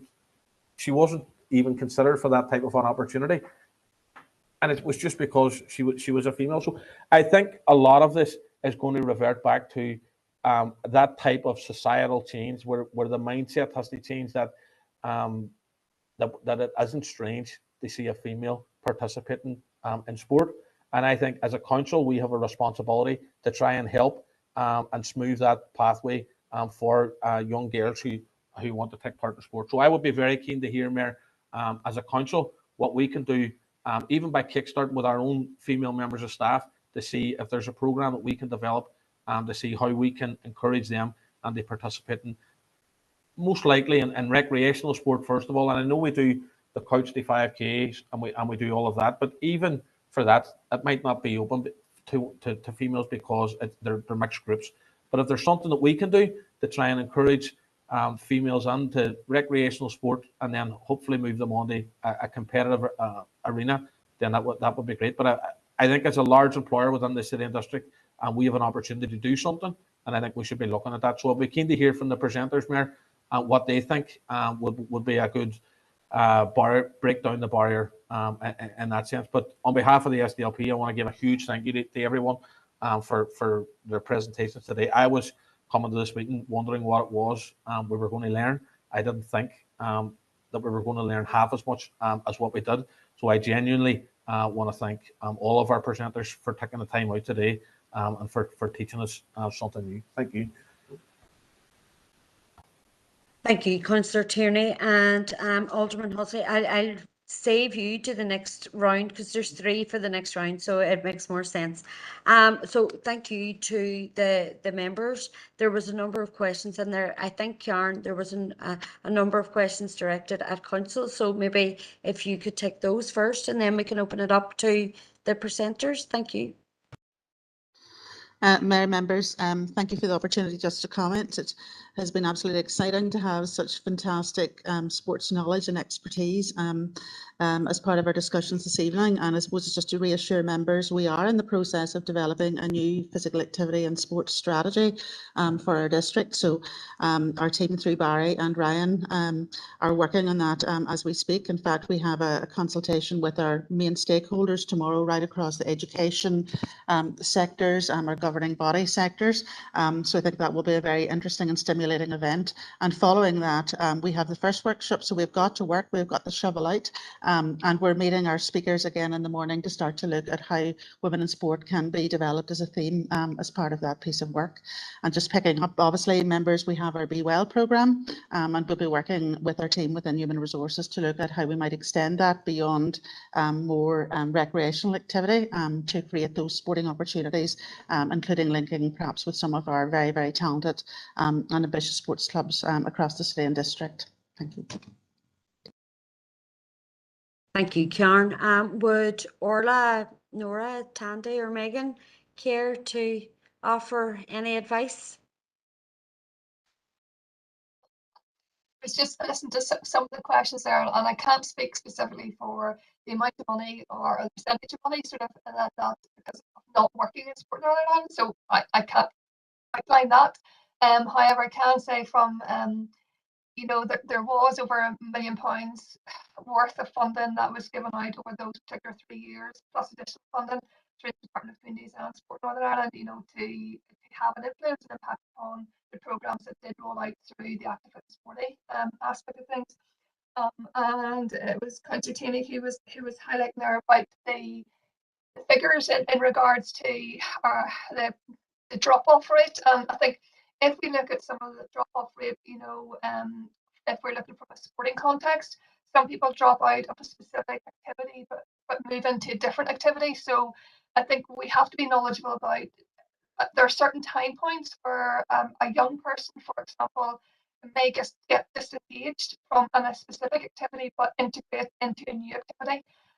So if we're looking at the longevity of individuals participating in activity, we need to get things right at the grassroots level through that fundamental movement skills and the physical literacy aspect of things, so that they become ingrained and they want to know and want to engage and have an enjoyment of it. So the adolescence side of stage of things, I think, within the school sector, that's where the difficulty arises sometimes with the PE uniform. And I know there's been a lot of shift and change in regards to what females were or young girls were within the PE setting. And then also then the activities that are actually done. Rather than some schools are very, very traditional in regards to the activities that they actually that they offer within the school setting for females. If you've got creative and innovative, new passionate female PE teachers coming into the department, that's where the shift and change is going to happen. And then, for example, that youth sport program where within the school setting, having nearly like a group of young people doing that consultation event in the school setting to say what do we really want to happen here within that particular school setting. That can help in regards to re-engaging. I think it's really commendable that you're doing that consultation event at this moment in time, because that's really important, having all sectors involved. And I think from the Active and Sporty programme, we did have all sectors involved where there was that engagement across, and that's really needed. How you can work in partnership and support each other. Then the final thing in regards to sort of the your employees, I think it's understanding self is really important, that they understand themselves and what they want to gain out of being involved. Some of the leadership programs we've done with the individuals have been workshop based. Some have been really directive upon the person in front leading a lot of it, and sometimes we've done some stuff in the outdoor. So sort of up at Tullymore, we've done a lot of stuff where they really start to know themselves a bit better, and they start to communicate in a more effective way, and they understand then the decisions that they have to make. So you can do lots, in that particular setting and challenging, so they do understand themselves a bit better. And the one size fits all bit, that's really important. You can't take one thing from one context to the other. I think Orla highlighted that quite clearly in regards to the books. You have to tailor your specific programs to meet the needs, and the needs need to be met by understanding who you have in front of you, who, the what, the why, and the when you do it. And I think the when needs to be tailored to when is suitable for the group that you have in front of you. So hopefully that's answered some of those particular questions. Excellent, thank you, Tandy. Just seeing if any of the other presenters want to make a comment. Hi. Hi. Sorry. I just want to say thank you, first of all, for a lot of the feedback there. It was really, really brilliant. Mia, you started off and it was inspirational. You can see that you've clearly heavily involved in sport. And Chris, then I think some of the things, Chris Jackson, you highlighted in and around Minister Hardney and actually your support for the Northern Ireland women's football team and trying to have that systemic change where you have people that are leading and getting coverage that actually how can we change the next generation to come. And Brian, actually you touched on some of the work in and around coaching whenever women do put themselves above the parapet and go, I want to work in this area. A big area now that we look at is the environment. So actually it's not just about being there, it's what's the environment that people are starting to go into. When it comes to funding, I actually don't have off the top of my head exactly what's went into women's sport. But if we look at an average of 5 million out of the lottery over the last 4 to 5 years into sport, and just take it as to me, if there's only 36% representation with women, then we can only take 36% of that figure that's actually directly impacted in women's sport. Whenever it comes to some of the performance, we've kind of looked at that a bit closer, and there's like some of our quite a few of the funding programs which be quite equal, actually 50-50 in funding, particularly at that transition stage. But I will get back to you, Maeve, and have an answer on that. I think actually strategically going forward, it'll be working in partnership from Sport Northern Ireland with Derry City and Strabane and with all our local authorities to actually help tailor and support. Derry City and Strabane have put their hands up and said, we want to drive this forward, so we need to work with yourselves and help support and fund it. But we also are intent and under our new corporate plan and our equality and diversity and inclusion is increasing membership in all underrepresented groups, in particular women. And actually our funding programs will look forward at supporting those who can do that, and that's where it will be targeted. So I think it's at a really strategic level. We need to start targeting the inclusion of women in the workforce throughout the system. I don't know if that helps, but thank you. Orla, thank you so much for that. Folks, I am going to pass over to the Deputy Mayor for the remainder of the meeting. I apologise, I have another engagement. So she's here to take over. There's 3 other speakers now on the list, and the Deputy Mayor will take us through that. I want to thank the presenters. It was a really thoroughly enjoyable meeting, and I have absolutely taken so much out of it that I will certainly be taken back to the club that I'm involved in. So thank you. And if you give me 2 seconds, I will pass over to the Deputy Mayor. Thank you.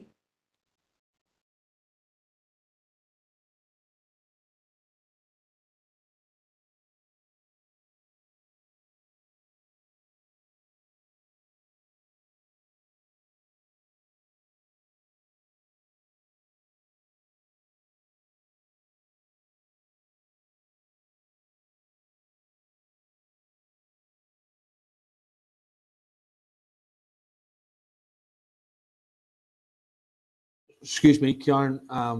The Deputy Mayor has just sent me a message. She's having some connection issues, and she's going to log off and log on again. So, Karen, can you hear me there? Yes, the Deputy Mayor is just here with us now at the moment, so we'll hopefully get started. Thanks.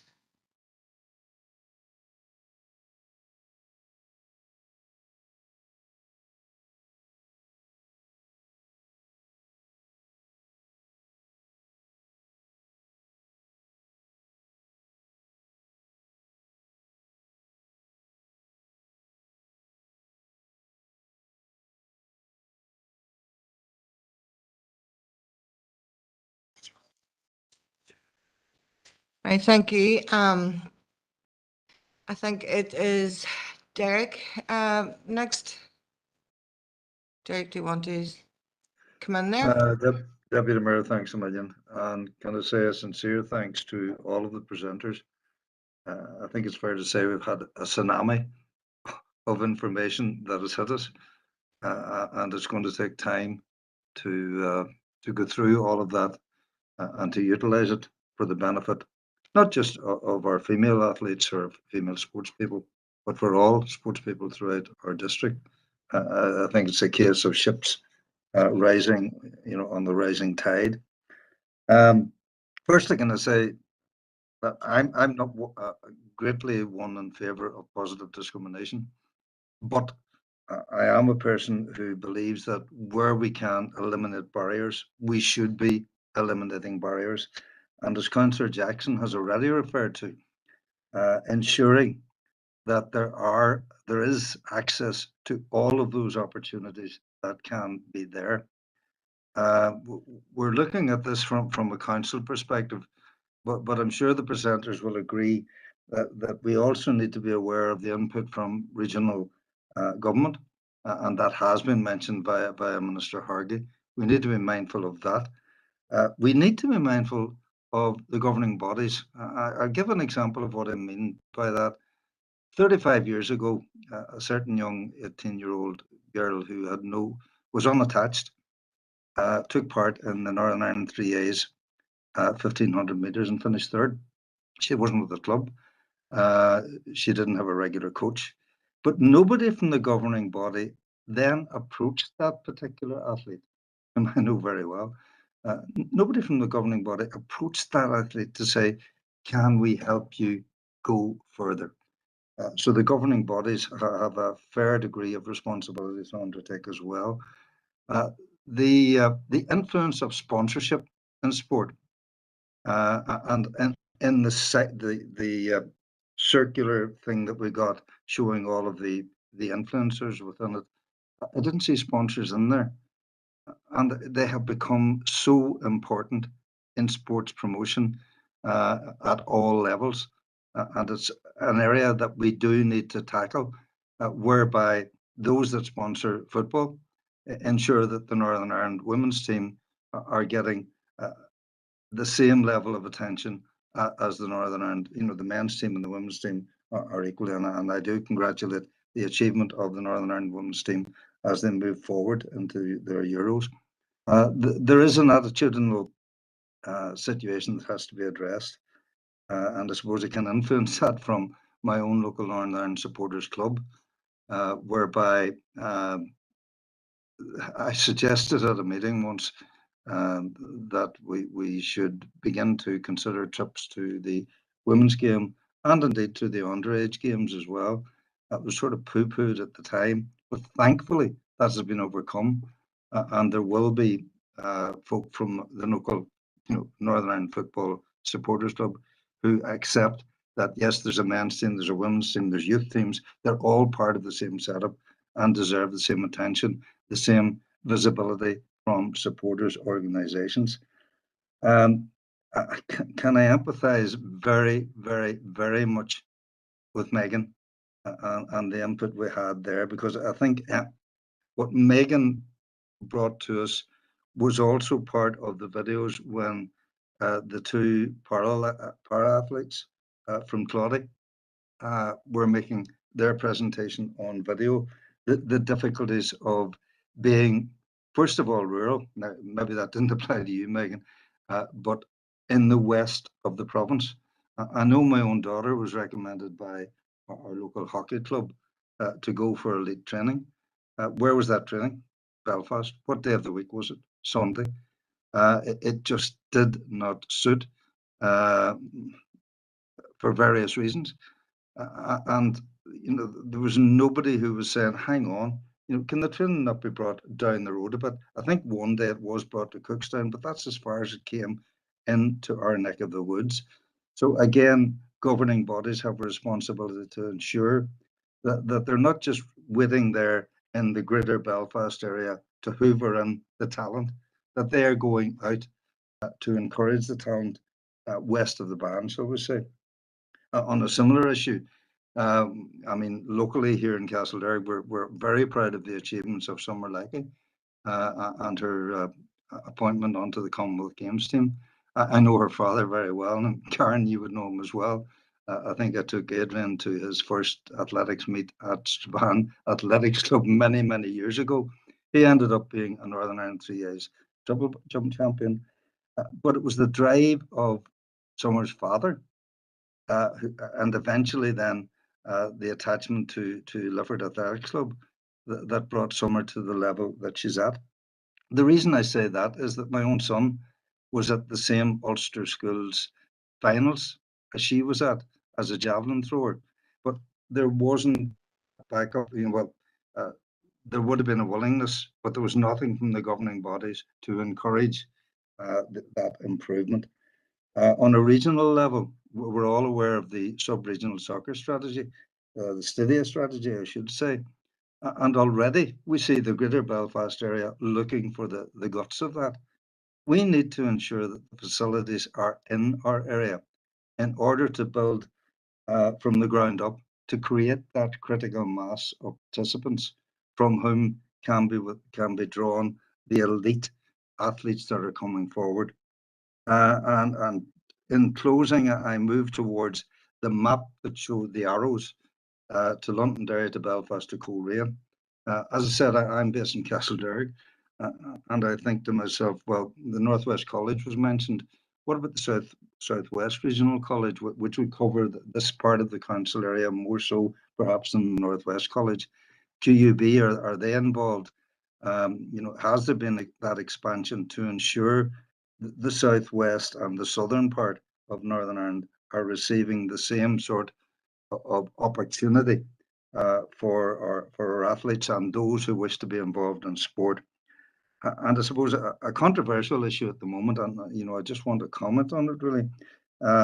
Councillor Neal may have referred there to the athletics and women in sport challenging the gender norm. I suppose that leads us to the definition. And is there any opinion on the decision taken by international swimming being considered by international athletics by Lord Cole, and I believe other bodies in sport, with regard to the definitions of athletes within their various categories? But a tremendous amount of information that we have to take on board, and will take on board as a council and as councillors in our area, to ensure that, as I said at the beginning, we are eliminating barriers and we are creating those avenues and those opportunities for involvement in sport at all levels. Thank you, Deputy Mayor. Thank you, Derek there. And as you said, so much information has been given to us this afternoon. Now, I do know that you have a number of questions there, but time is of the essence here. So maybe if you could sort of direct those questions directly to the presenters here. I'm sure that by email, I'm sure that they would be more than happy to give you a reply. Two final speakers here, Raymond Barr. Thanks, Raymond. Thank you, Deputy Mayor. Thank you, Orla, Tandy, Nora and Megan for 4 very informative presentations. Much of what I was going to say has already been covered, so I'll not keep you too long. I have no questions, just a few comments to make. I think it's safe to say that women over the last 15 to 20 years have increased their participation in sport, especially sports which would have been perceived to be male dominated. So in that respect, obviously provision for females and coaching and possibly fair allocation of facilities is not what it should be. So is it a case that society hasn't kept pace with the growth of female participation in sport? From what we've heard here today, it certainly looks like it. I would agree with what Orla said, that sexism in a lot of cases is not deliberate. Probably in this instance, it's more a case of apathy. And if that's the case, that's something which definitely needs to be examined. But all in all, 4 very enlightening and thought-provoking presentations, which has been an education for everyone at this meeting today. So thank you once again, ladies, for your presentation, and I hope that Derry City and Strabane District Council will lead the way and try to redress some of the issues raised here today. Thank you. Thank you, Councillor Barr. Councillor Keith Kerrigan. Thank you very much, Deputy Mayor. And Mayor, I will be brief, for I know it's kind of an evening where there's a lot of different wee things on. But Deputy Mayor, I thank the presenters for their time and for the effort put in to the presentations that were made. It was first class, and really, again, as Councillor Tierney touched on, I was kind of wondering to start with where we were going with clearing the roads here, the snow, but it was a good illustration, to be fair. So no, we on behalf of the Democratic Unionist Party, we are content, Mayor, that we are seeing move here for the equality for women and sport here, and anything can be done to raise the profile here of female participants there. As was stated there, one of the presenters did mention there, one of the common wee things that you do here, you don't hear the phrase being used, it's the Northern Ireland male football team playing tonight. You hear it, it's the Northern Ireland ladies team, or it's not the female, or it's not the male Ulster rugby team coming out to play. It's those sort of norms that we're just that a lot of us have just fallen into that.